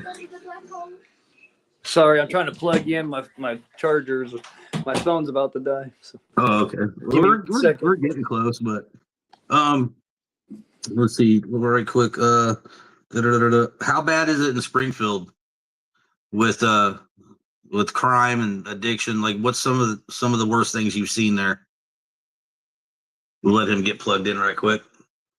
What an amazing testimony so far. Nearing the end, but got a couple more questions for him. We'll let him get hooked back up here in a second.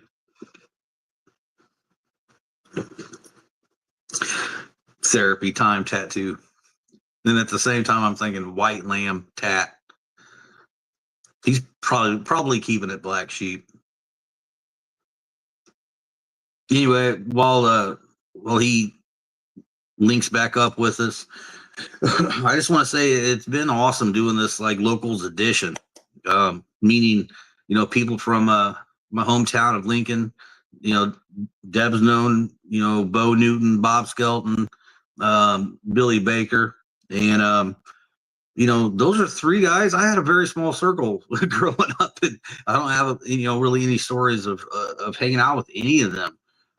But how awesome it's been, to sit with them and hear their stories and have them open up, and to hear these multiple ways. All three, with Bo, Bob, and now Billy, all have kind of taken a little bit different path in their sobriety, but they're all sober at the same time as seconds tick by. I just think that's incredible, and they all seem to be doing so well. Let me add. There he is. Sorry about that. I was just running my mouth, carrying on. I'm gonna give him a minute.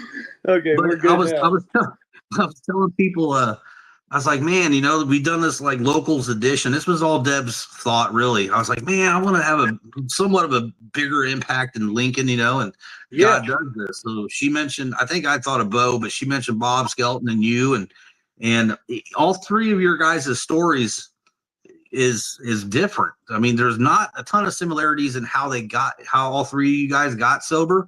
Yeah. But you're all staying sober and clean today. Yeah. And I love the success of that, because it might be different for somebody else. I mean, I tried 6 different times all on my own. It finally took God to come in, because I was in his way. I kept using them to get me out of this, making these promises to God when he knew it wasn't going to come through with them. So then I finally just let him use me. I'm like, all right, I want to get out of here. You want me here? Then run the show. I mean, there's a lot of ways to skin a cat, man. I mean, a lot of people get sober a lot of different ways, but I just the spiritual program and the 12 steps, is what seemed to have worked in my life. And I've tried a million different things, you know what I mean? And I just never could escape addiction, and today it's not so much. Now that I'm sober, it was never really the problem was drugs and alcohol, man. I mean, that was a symptom of what was going on. Yep. But it was an internal job for me, you know what I mean? Like, it's hard to explain. Once I started being willing and accepting my situation and the things I had done in life, and I was started, bringing God into my life and stuff like that, and working this 12-step program, and clearing up like resentments and, things I was mad about, and forgiveness. Like, the more I did that stuff, the less I thought about putting substances in me to escape myself. You know what I mean? I stopped running from my fears, and I just finally had the courage to turn around and do something about them, instead of letting them pile up and just destroy me. And once again, I can't express enough, that a lot of this is done. God does this through me, you know what I mean? And the 12-step program and, my sponsor have just, they just really showed me a whole different way to do this. And then I find it not so hard to, put substances in me. I don't sit around now like bored, or I'm not always uncomfortable. Like, I have some peace and serenity about me, today. Like, I'm okay with being Billy, I'm okay sitting here on the couch watching TV, or sitting on the back porch with my wife drinking coffee. And, before I could never do those things, I was high. I was here. I had to go make moves over here. I was ripping this guy off so I could do, it was constant. And, man, it's so nice to be able to, fit in my own skin today, and just, I'm okay with what's going on, and that was never the case ever. So, it's been really big. It's not just about, not drinking and drugging today, it's really about that psyche change that I've had, and I just don't view things so negative. I don't scream and yell and put my fist through the drywall, you know, when I'm upset about things. If my wife's in a bad mood, I don't have to go to every fight I'm invited to, you know. I can let it go and just let her feel how she feels, and it's okay, you know what I mean? It's okay. I don't have to control everything, you know, and it's just it's so much better way of life, you know. And I don't want to give anybody listening, and I tell my sponsees the same thing. Don't think that I don't think about drugs and alcohol. It's a fleeting thought, you know. It's more like a bird flying over. It doesn't really nest. But you know, I'm an alcoholic and a drug addict. I don't believe in recovered. I believe in recovery. And Okay. you know, there's sometimes that idea does pop in my head. Sometimes I think, you know, man, I wonder if I could get away with it one time, or maybe I could drink a couple beers like everybody else is doing. But you know, I have to be rigorously honest with myself that I am a person who doesn't have the privilege to drink and do drugs, you know, without consequences. It's different for a person like me when I put these things in my body. You know, it's the Jekyll and Hyde syndrome when it comes to me, and I have no control, and I can't stop once I start, you know, abusing these things. So I have to kind of remind myself, you know, not so much what drugs and alcohol do for me, but what they do to me. You know what I mean? So I have to be rigorously honest with myself, you know, and so it's not like, you know, all these problems just you know, they just go away because I put a plug in the jug. You know, I have to continuously work on my sobriety, and you know, have a constant contact with God, and uh, be a member of the Fellowship of Alcoholics Anonymous. You know, there's stuff that's put in place so that you know, if I was diabetic, I'd show up to take my medicine every morning, and that's kind of like how I look at this disease. You know, I need some kind of medicine, rather it's spiritual, 12 steps, service work with another alcoholic. You know, I just need these things because enough time away from them and left to my own laurels, Mm-hmm. it's a bad idea if you're, you know what I mean? My thinking can be dangerous. So I try to I go to an early meeting in the morning because I try to get God in my head before Billy gets in there, if that makes sense. You know what I mean? Yeah, so that's what I try to do. And, you know, I'm almost 50, and I have you know, and God willing, you know, I'll probably live for another 30, 35 years, you know, and if I think about never being able to take a drink or smoke a joint again, sounds like a long time, you know what I mean? Like, fuck. But, I wake up and I do this on a 24-hour basis. You know what I mean? I wake up with the willingness to ask God for help, and I make a deal that just for today, you know, I'm not going to put these substances in my body, and I do the best of my ability throughout the day to be a better person. And then I thank God when I go to bed at night, and then I start over another 24 hours. You know, the next day it's just one day at a time for me. Otherwise, it's too much. You know what I mean? True. Just too Yeah. much for me. I agree. I hear you. I think a lot of people would be able to relate to that and say the same. And the same thing with, like, you know, the fleeting thoughts and all that stuff. I mean, you recognize them. You don't deny them or try to No, ignore them. But no, the question, the answer always is, you know, do you have any stories of successfully drinking or drugging? no. Because if you don't, you sure as heck ain't gonna start writing them now. No, maybe Yeah. in the very, very beginning, you know, there was a little bit of control, and you know, there was probably some good times. I mean, you know, there probably was some fantastic times, but somewhere with guys like us, you know, we cross this line in the sand, you know, and it's not fun anymore, and it's on a demonic level, you know, and Yeah. it's an obsession, and I lose control, you know, and then everything and everybody that's connected to me pays for it. And Yeah, it's almost like, well, yeah, in the beginning, because I mean, stuff had to be fun, right? Otherwise, sure, why would we have gone back the second time? I'm talking like the second time, the third time, the first few yeah. months a year. So it's like that, like when you're in a roller coaster. Not that I've ever been in a roller coaster, but it's like the in the beginning with drugs and alcohols, you're going up that first loop, and you're like, okay, it's gonna be okay, and Yeah. then you drop, and then it's like, oh, you look down, and you're like, oh crap, I'm not buckled in. I have no control over this no more. You had all the control in the world. It was fun until you were going all Yeah. And, you know, and I don't lie in group or to my sponsees. You know, personally, if there wasn't pain and consequences for what I do, I mean, I got started because I like the feeling that alcohol gives me. You know, I like the feeling that smoking a joint, you know, gives me. It's not about the use; it's about the consequences, the pain, the demoralization. Blocking the spirit of the light, you know, with God. Those are the things that I lose out on when I use these substances. It's not, you know, I mean, in the beginning, I mean, yeah, I kept getting drunk and getting high because it made me feel better. But it just doesn't work for a guy like me. It just doesn't work. It just takes a turn at some point. It does, man. It does. It's not that way for everybody, which was always the weirdest and hardest thing. Yeah. Through the years with me, I'm like, well, I'll learn enough about this recovery thing, these programs, this fellowship. I'll get that. Now, I knew I was throwing my life away, but I got enough of that to know that now I can moderate. Yeah, now I can have a few beers when the Yankees are playing. Sure, you know that's the lie we tell ourselves, though. It's just I don't, and people are like, yeah, based on whenever I'm going to start now. Oh, right. I'm gonna start building a rocket ship too. By the way, next week.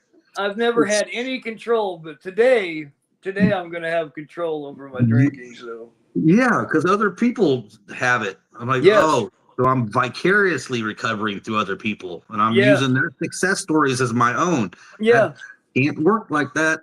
No, it doesn't. It doesn't. Absolutely not. You know, and I don't know. I just. It doesn't work for me, and you know, I'm to be free of that self bondage and happy, joyous, and free most of the time. You know what I mean? Is the feeling that I've looked for my whole life. You know what I mean? My whole life, and I don't have to fake it anymore. I don't have to lie to you anymore or manipulate you or. You know, or make you think that I'm something that I'm not. You know, I mean, I'm okay in my skin, and that's all due to recovery. Would you say you're a person who has accountability these days? Absolutely, I think accountability is huge, and I never had that before. You know what I mean?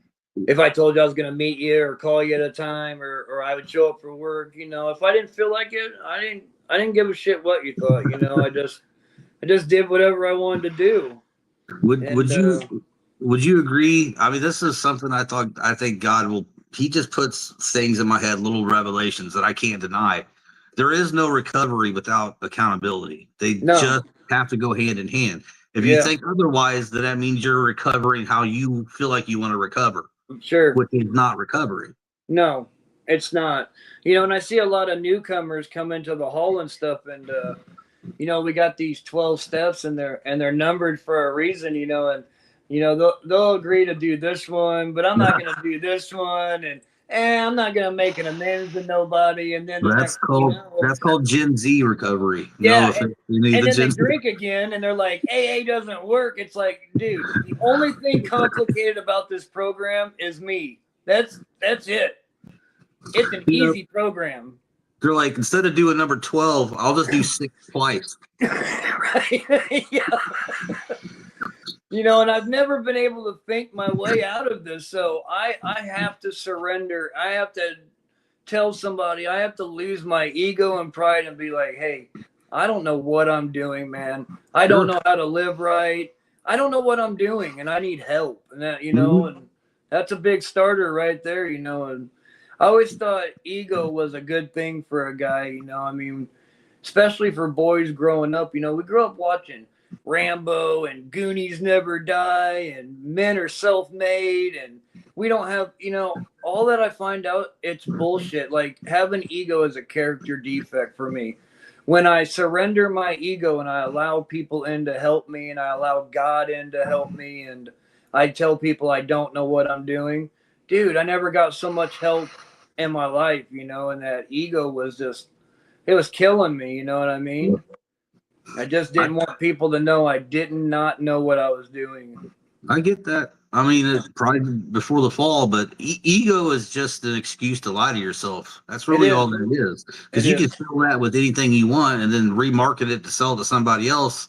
Yeah. You know it's not exactly real. It's just false. Ego is just false advertising. It That is. that's the first mask we ever put on. Yeah. And It then is. then it's like Slipknot. They just change over the years. Yeah. It's true, man. It's true. And But then I just find things. I just find myself doing different things today. That I don't even like try to work on. It just seems like the longer I stay sober, the more I find myself like. I listen to a lot of different music today. It used to be just like hardcore, just death metal and thrash. Not that I don't love that stuff, you know what I mean? But I have to change some things because sometimes that death metal and thrash can get me in a certain mindset, you know what I mean? So I have to be careful. Places that I hang out, I love shooting pool, but I don't go to the bar and shoot pool anymore. They're minor sacrifices, but life is a lot better. If I give up some of these things that I can't just get sober and go to the trap house to check in on my old crackhead friends. You know what I mean? I don't need to stop at the bar to find out about the football game. These things aren't healthy for me to do, and I shouldn't be these places. So there is change when it comes to people, places, and things. You know what I mean? And family too. There's family that I love to death. I got homies that I love to death, man. But I can't get in the trenches with them. It's just it's dangerous for me. You know what I mean? So I had to cut ties with certain people. Even though I wish them the best, but I got to do what's healthy for me because my family reaps the benefits of it today. Absolutely. I mean, is there still a bunch of old friends from Lincoln that you think about now and then, or any of them you stay in contact with, or some you don't have to name names, but some you had to cut ties and just love at a distance to pray for them? Yeah, I as much. Man, it's hard to say. As much shit that I went through in Lincoln, I mean, there are people there that that I care about. I would still consider them friends, but I just had to cut ties with them, because they're still, they're my age, your age, they're still doing the same shit, man. You know what I mean? Still. And I wish I could help. I wish they would reach out. I would be willing to help anybody, but well, they might see videos like this, Billy. And you know what? And it is, this is a God thing to me, man. I mean, even if one person listens to this and has a little bit of a heartfelt change just because we're having a conversation, you know what I mean? You'd be surprised, man. You'd be surprised. Well, there's where that ego comes in too, because if Joe Schmo from Lincoln, who's still doing his thing at 53 years old, sees Billy Baker on here and he's like, shh, well, if Billy Baker could do it, then anybody can.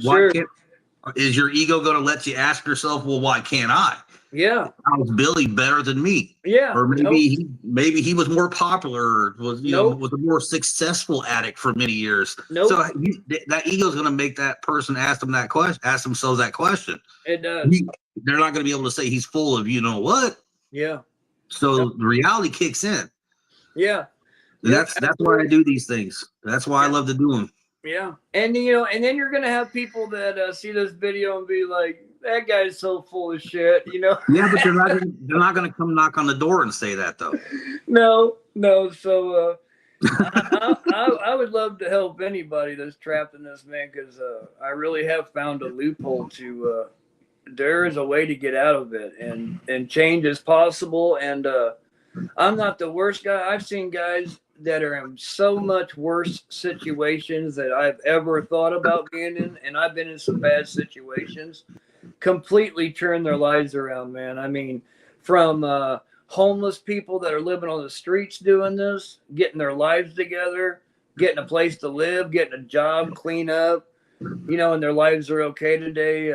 People in the homeless shelters, I mean, people get sober in some horrible, horrible situations, and they manage to do it. Not everybody has a bed to lay in, or people surrounding them that are supporting them. I mean, some people that are just on their own, and they do it. It's the willingness and the gift of desperation. I mean, how bad do you want it? And another thing, there's a lot of people out there that want to get sober, and there's a lot of people who need to get sober, but this is for people who do it. You know what I mean? That do the work on a daily basis to change their lives around. I mean, I can sit in a car or in a garage for 20 years. It doesn't make me a fucking car. You know what I mean? You gotta work at this. You can't just show up to meetings and hope through molasses that you're gonna change. You know what I mean? That there's connections to be made.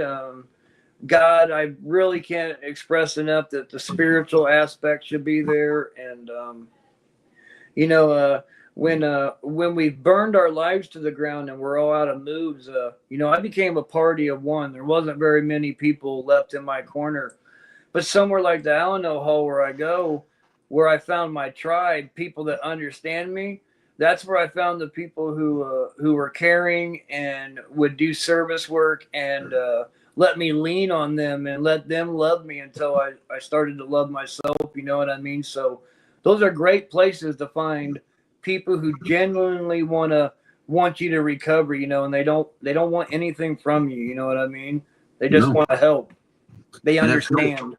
It fills that void too. And if you feel like you're one thread, then you get somebody else and their thread and somebody else, and that becomes really tight and hard to break. Yes. You don't feel like you have to do it on your own. Somebody's got a worse story than your worst story. Always.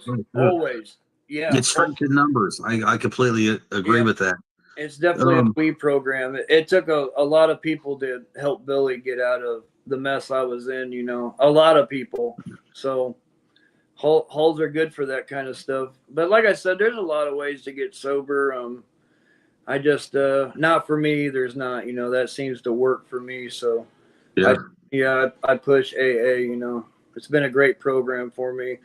And, man, I can't express enough, though, God putting Mike Thomas in my life, by bringing me to the hall, and, God puts these people in our lives, that can be detrimental. And that dude just had a way of sucking me in and putting these ideas in my head that made sense and simple solutions and some discipline, that I learned through this. And then, like I said, teaching me about spirituality, not really religion, but, just spirituality, in the beginning, that really worked for me until I started to de-ice and let my guard down, and then once I was willing and open-minded, that's when the possibility of, man, maybe God is a real God, maybe these things Jesus taught, maybe this was a real thing, I mean, I've experienced some of this stuff. I mean,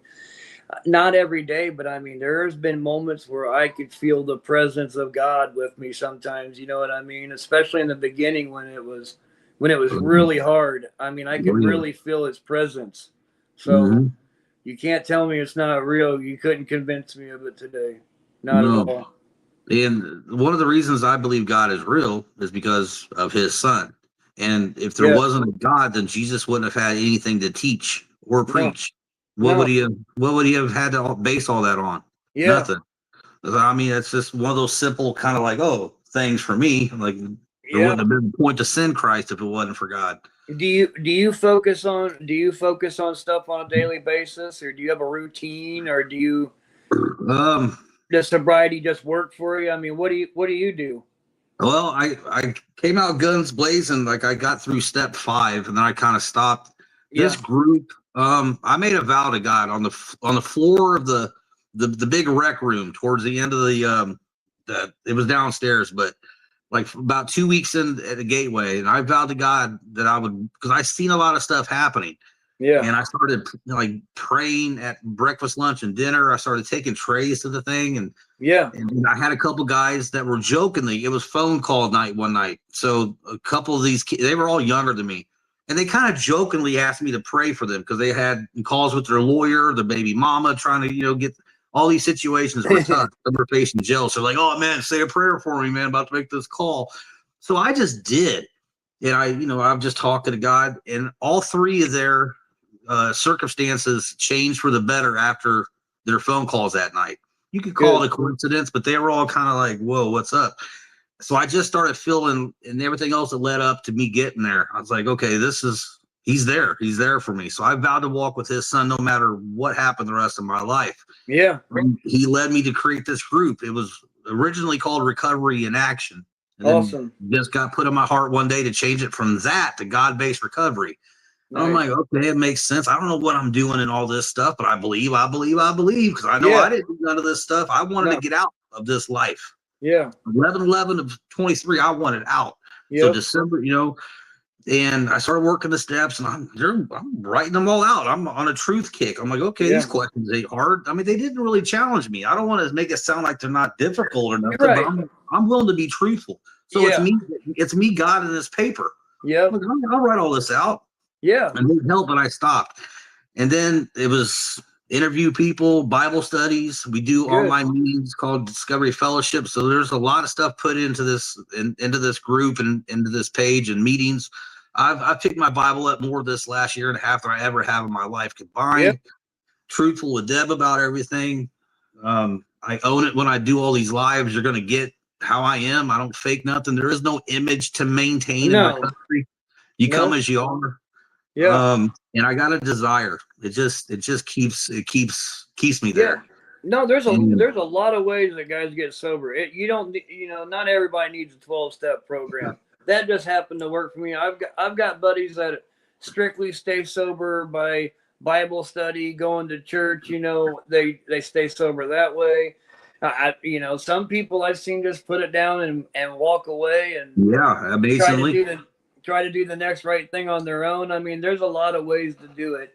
My story just involves AA and 12 steps because that's what worked in my life. You know what I mean? And I think that's what I was led to. So I want to do the steps. I mean, I think I just kind of stopped or kind of got a little bit sidetracked, and I had a lot of other stuff going on with the group. So I just kind of stopped at 5, maybe 6, but I do like them. Yeah. I got a lot of stuff written out and I want to finish them.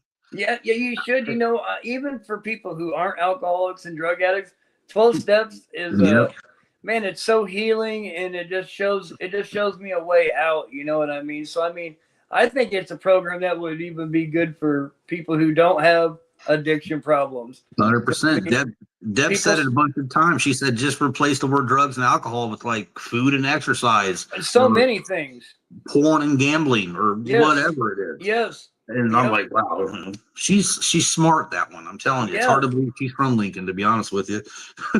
No, absolutely. I feel you. A lot of people struggle with resentments and, forgiveness and gambling and porn. And people struggle with all kinds of things. It doesn't have to be alcohol and drugs. I mean, if it makes you feel better, it makes you feel better. You know what I mean? And yeah, some people are addicted to chaos. Some people are addicted to anger and resentment. Yeah. You can get addicted to emotional trapping. Yeah, absolutely. It's the seasons. This happened. These dates of death anniversaries of people passing away, and they're like, well, there's one every month. I'm like, well, you're gonna have a bad day or a bad week every month because they get addicted. Some people are addicted to trauma. Yeah. If they don't have a sorry story, if they don't have a sad story to tell you, Billy, you're not going to pay attention to them. That's what they think. You don't care unless you're absolutely. So you got the Eeyore complex, so to speak. One of the biggest blessings that I got out of recovery was, I had a daughter who got pregnant, and she struggles a lot with her own demons and addiction, and she stayed clean through her pregnancy, and there at the end, she had talked about adoption, and she talked about all these different things, and man, me being able to be sober and change in my life, me and my wife, we ended up taking her baby, and we've raised him since the day he was born, and when he turned 18 months old, we noticed that there was some little, quirks about him. He started reverting where he wasn't talking and stuff like that. So we had him checked out, and come to find out he was autistic. And at first I was like, man, God, I'm sober. I've raised my kids. They're all alive. They survived my addiction and my shenanigans. And then you go and you give me this beautiful baby with such a with this disability, if you want to call it that. It felt like I was getting kind of dropped on for a second, but now that my thinking is a lot clearer and my spiritualness is pretty good, I think that he was a saving grace. You know what I mean? I think today I save him and he saves me, and I've learned so much that I did wrong with my kids that I don't with him. So much patience. How to really, really, really love somebody, to put somebody else before me before I put myself, stuff like that. God has taught me so many lessons, with blessing me with this little guy that does have, autism and stuff. And it's been a blessing, man. I wouldn't change it for the world. I mean, he is absolutely amazing. He's getting ready to turn 5, and Wow. he's starting to talk, a little bit now, and Oh my goodness. he's going to school, and and even though I wish the best for his mom and stuff, but that would have been a very difficult situation for the needs that he needs, and being with my daughter who needs a lot of care and support, and she needs a lot of help. She's like us. She's stuck out there, and just not willing to surrender just yet. And I can't have control as much as I want to, and just fucking shake her and be like, you're gonna straighten up. That never works with people like us. We're defiant to the core. They can make it work, actually. Yeah. So and I pray today. You know what I mean? I pray for her. I keep her in my thoughts a lot, and today I trust God that He will. He knows what's best for her. You know what I mean? I think about kids today as not so much mine, but on loan to me. You know what I mean? They're God's children, and her life is her journey, and I know what God did, took me through to get me onto the other side. So today I try not to put so much of myself in the situation, and I trust God that He'll do what He thinks is right, and I think He'll bring her through the other side. And the sad thing about addiction is not everybody will get out. Not everybody will survive. You know what I mean? Some of us will take this to the gates of hell, to insanity. You know what I mean? They'll never stop. And that's sad. But I have to trust God today that He knows what's best, and He knows what He's doing. You know what I mean? So that's where I put my daughter as far as with her addictions and the things she struggles with. I think prayer is powerful, and even though things can look really, really bad sometimes, sometimes you can come out and be the best. I was listening to a thing on YouTube the other day, and Steve, he said that drug and alcohol addiction is the only disease, that can make you when you recover, you're better than you were before. You know what I mean? Like, if you get cancer and get really sick, it doesn't seem like people fully recover back to 100% of what they were, or something like that. But it seems like I have never met a drug addict or an alcoholic that recovered, man, that just doesn't light the room up, when they come back from whatever devastating situation they were in. They're super powerful. They help, their service, they have God in their lives. It's almost like almost like a butterfly in a cocoon. You know, when they come out, they're just you know, if they're really doing it, it's just beautiful to watch, man. To see the light bulb come on and their light come back on in their face and their eyes, and they're just the psychic change in them is amazing. You know what I mean? And so that's what I hope. That's what I hope the best for her. But you know, just because we get sober, you know, I don't wake up shitting rainbows in the morning and stuff. You know, life is on life's term. It shows up. You know, some days my addiction sticks its ugly head up and pokes Billy and see if we can get a reaction out of me today. You know what I mean? Life still keeps going on, but what I think most important about my recovery is my reaction to these things. You know what I mean?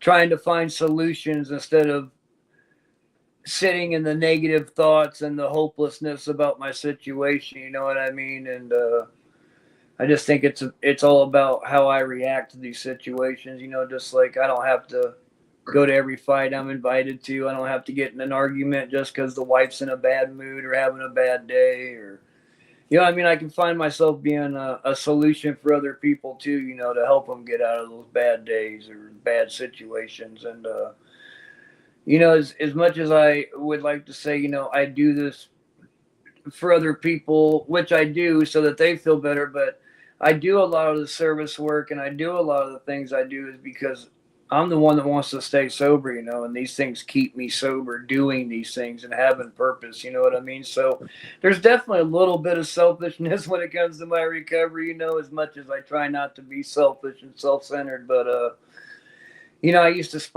sponsor guys and, you know, I would fail them. They would go back out and drink or drug, you know, and my sponsor was saying, you know, it's not up to you. It's not up to you to talk these guys out of changing their lives or to stop drinking or drugging.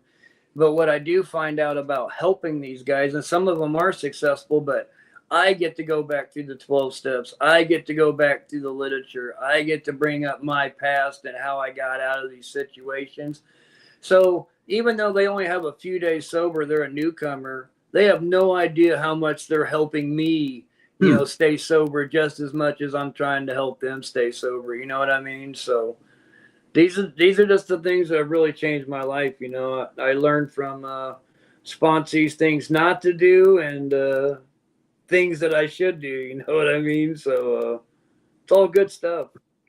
I mean, that's a lot of good stuff. a lot of benefits, and yeah, I mean, it can be a selfish program, but at the same time, Did you freeze up there, buddy? Did I freeze? Can you hear me now? Am I back? Can you hear me? Hello? Well, we'll just hang out for a minute until I'm on the screen. Can you see me? Travis gets back with us. Am I there? What am I doing? Experiencing some technical difficulties.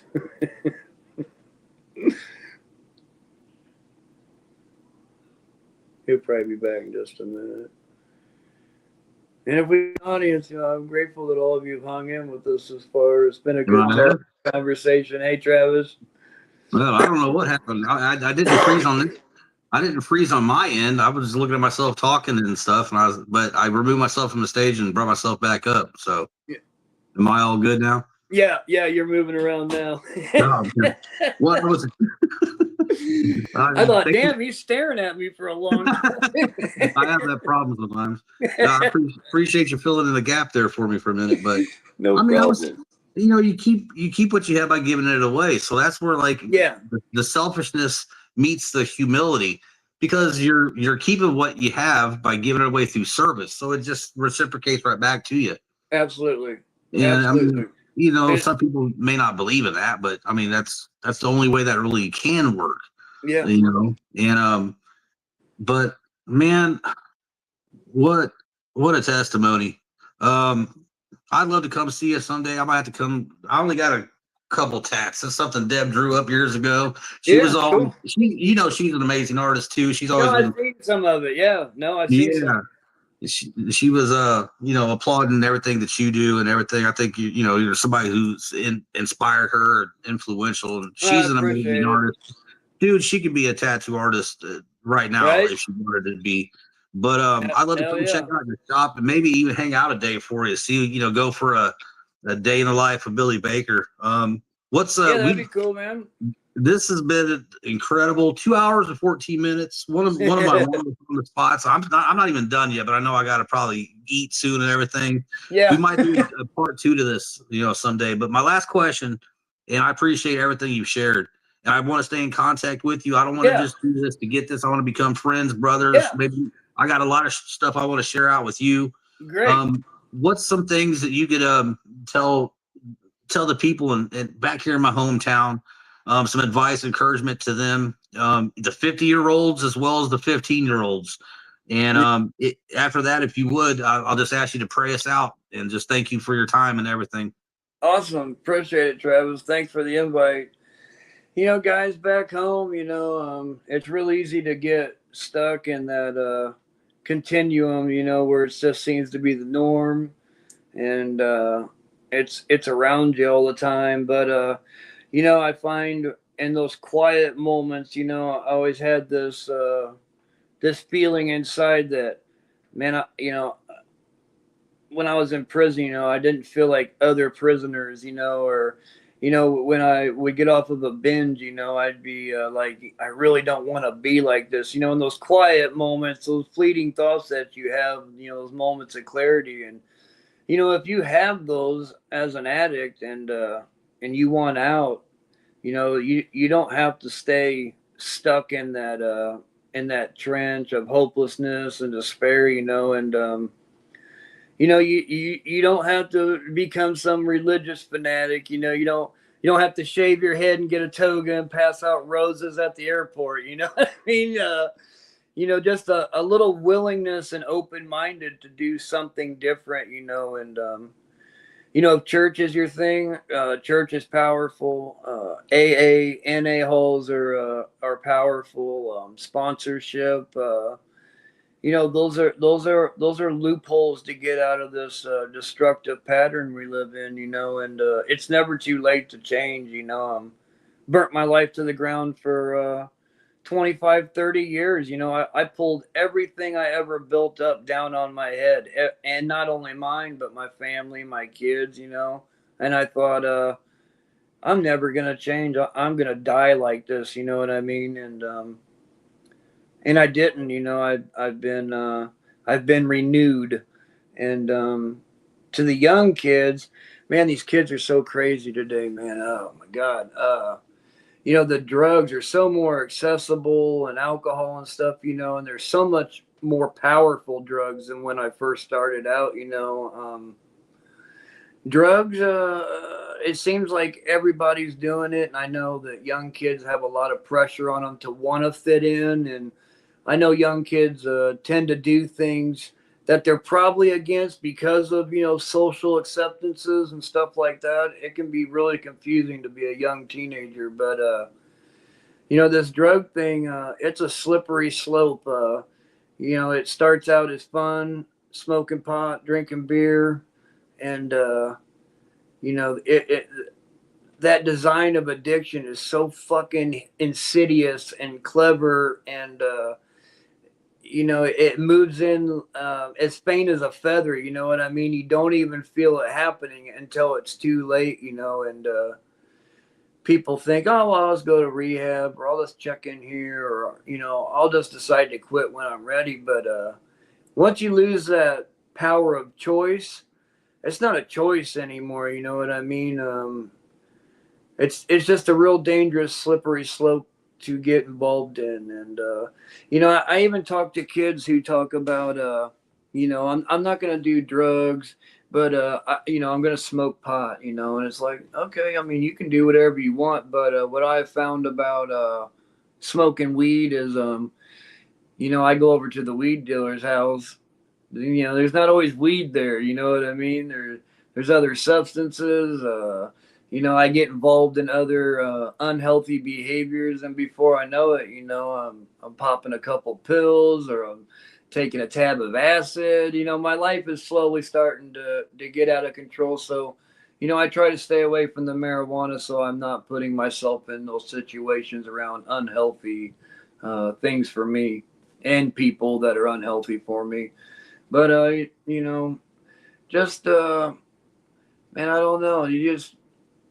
You don't have to burn your life to the ground to have a good life. You know what I mean? You don't have to go through prison and pain and suffering for 25 years to enjoy the rest of your life. You know, you can do that stuff now. You know, you don't ever have to drink again. You don't ever have to drug again. And I find through God and spirituality, you know, I find freedom in that, and I find mercy in it, and it fills that void that I tried to stuff that hole with everything I could find in life, you know, drugs, alcohol, women, crime, control, resentments, anything I could fill it with, but it never satisfied any of that hunger that I had, you know, and spirituality seemed to fill that. It gave me purpose, and that's what was fulfilling, was having this purpose that I have on a daily basis. So you know, I'm always available. You can reach me through Facebook Messenger, Facebook. Most of you know where my shop is. You know, I'm always open to a conversation. I've always got information to direct people to solutions, or I have people that can avoid the waiting list and get you directly admitted into rehab, sober livings. You know, I have a lot of access today to a lot of stuff that's helpful to people that's struggling. So you know, never fear to reach out to Travis and Debbie, or reach out to me, or you know, your local AA or NA holes. You know, there are people out there that just genuinely want to help you. You know, and I don't want anything in return. I just want to see you have a purposeful, free, joyous life that you deserve. We all do. So I really appreciate you, Travis, inviting me on. It's been a great conversation, man, and we'd love to hang out and have more conversations or some coffee sometime. So anytime, man, you got my number, and we'll close out with a prayer. Then is that cool? Bro, I absolutely appreciate you, and that's definitely one addiction that I'm not eager to give up, is my coffee addiction. So Me neither. Me neither. God hasn't moved me to do that yet, and I don't want him to. So Nope. thank you for everything, man. This has been an absolutely fantastic testimony. I hope everybody in Lincoln gets to see this and hear this and see you doing well, your family. Tell Charity thank you. If she would ever want to share her testimony, we absolutely would love to hear that. I'm sure she'd Awesome. have some different perspectives Sure, on yeah. how you were affected her. But hey, that's how it goes. But thank you again. And yeah, definitely pray us out, bro. All right, thank you. Father God, we want to thank you today. I thank Travis and Debbie for reaching out to me and letting me give my testimony to reach out to other people who are sick and suffering and are looking for a way out. I just want to thank you for our sobriety and our new way of life. All things are done through you, God, and we appreciate and thank you every day. In the name of Jesus Christ, amen. Amen. I don't know what else to say, man. It was just awesome. There's so much more on my mind to ask you, but Sure. 2.5 hours, man. We don't want to push it anymore. Yeah. But, you know, I definitely know a lot of people will watch this replay, and like you said, and I believe if it hits one person and does something, you get a message from somebody who says, "Hey, saw you running your mouth the other day." Yeah, absolutely. Saying good stuff. Billy, I thank you so much, man. I'm going to pray for your daughter. My son's in this kind of similar situation, and my perspective on that is kind of the same as yours. Yeah. I don't want to interfere. You know, if God's got something in a plan and a time for him, then that's his. Where I think it could make things worse, and I don't want to do that. No, so absolutely. Keep doing what you're doing, Travis. That's a good thing, man. Thank you so much, Billy. I appreciate you. All right. Thanks, guys. Bye-bye. Bye. Thanks, everybody, for tuning in, man, and listening. Those are one of the best on the spots. I mean, they're all incredible. This whole local edition that Deb really set up, man, and put into motion is just incredible. It's and there are people that I know that I might not have spent a lot of time with, but these on the spots makes me feel like I now I know them. I know the worst of them, the best of them, where they're at, you know, where God's leading them, you know, to tomorrow, where he's got them today. And every one of them has definitely helped me, and I'll never stop doing these. These are special times. special times to have somebody open up their whole life to you. They don't really know you. They don't owe you anything, but it's the absolute pinnacle of keeping what you have by giving it away. We are required to tell people what God has pulled us through and where He's leading us to, and that's something to never be silent about. If you have any issues, if you have some things you're struggling with, we have a group that's 24,000 strong that you can put a post in, you can put a meme in, you can put something in there, that somebody will reach out to you or have something good to say, so you don't feel alone. Strength is in numbers. Let's all for God's glory, one day at a time. And remember, however much time you got clean and sober, 3 days, 3 years, 30 years, the seconds go by. The same for everybody. So we're all in this together, 1 second at a time, 1 day at a time. I thank everybody for tuning in. The next on the spot will be Brad Barker on August 15th. I'm pretty sure it's at 6 o'clock, but keep an eye out for that. I got the post up for it. So everybody, thank you for tuning in. And everybody that's made it this far, you are a trooper. I salute you. So God bless. And God, stay blessed. God based. It's been 2.5 hours.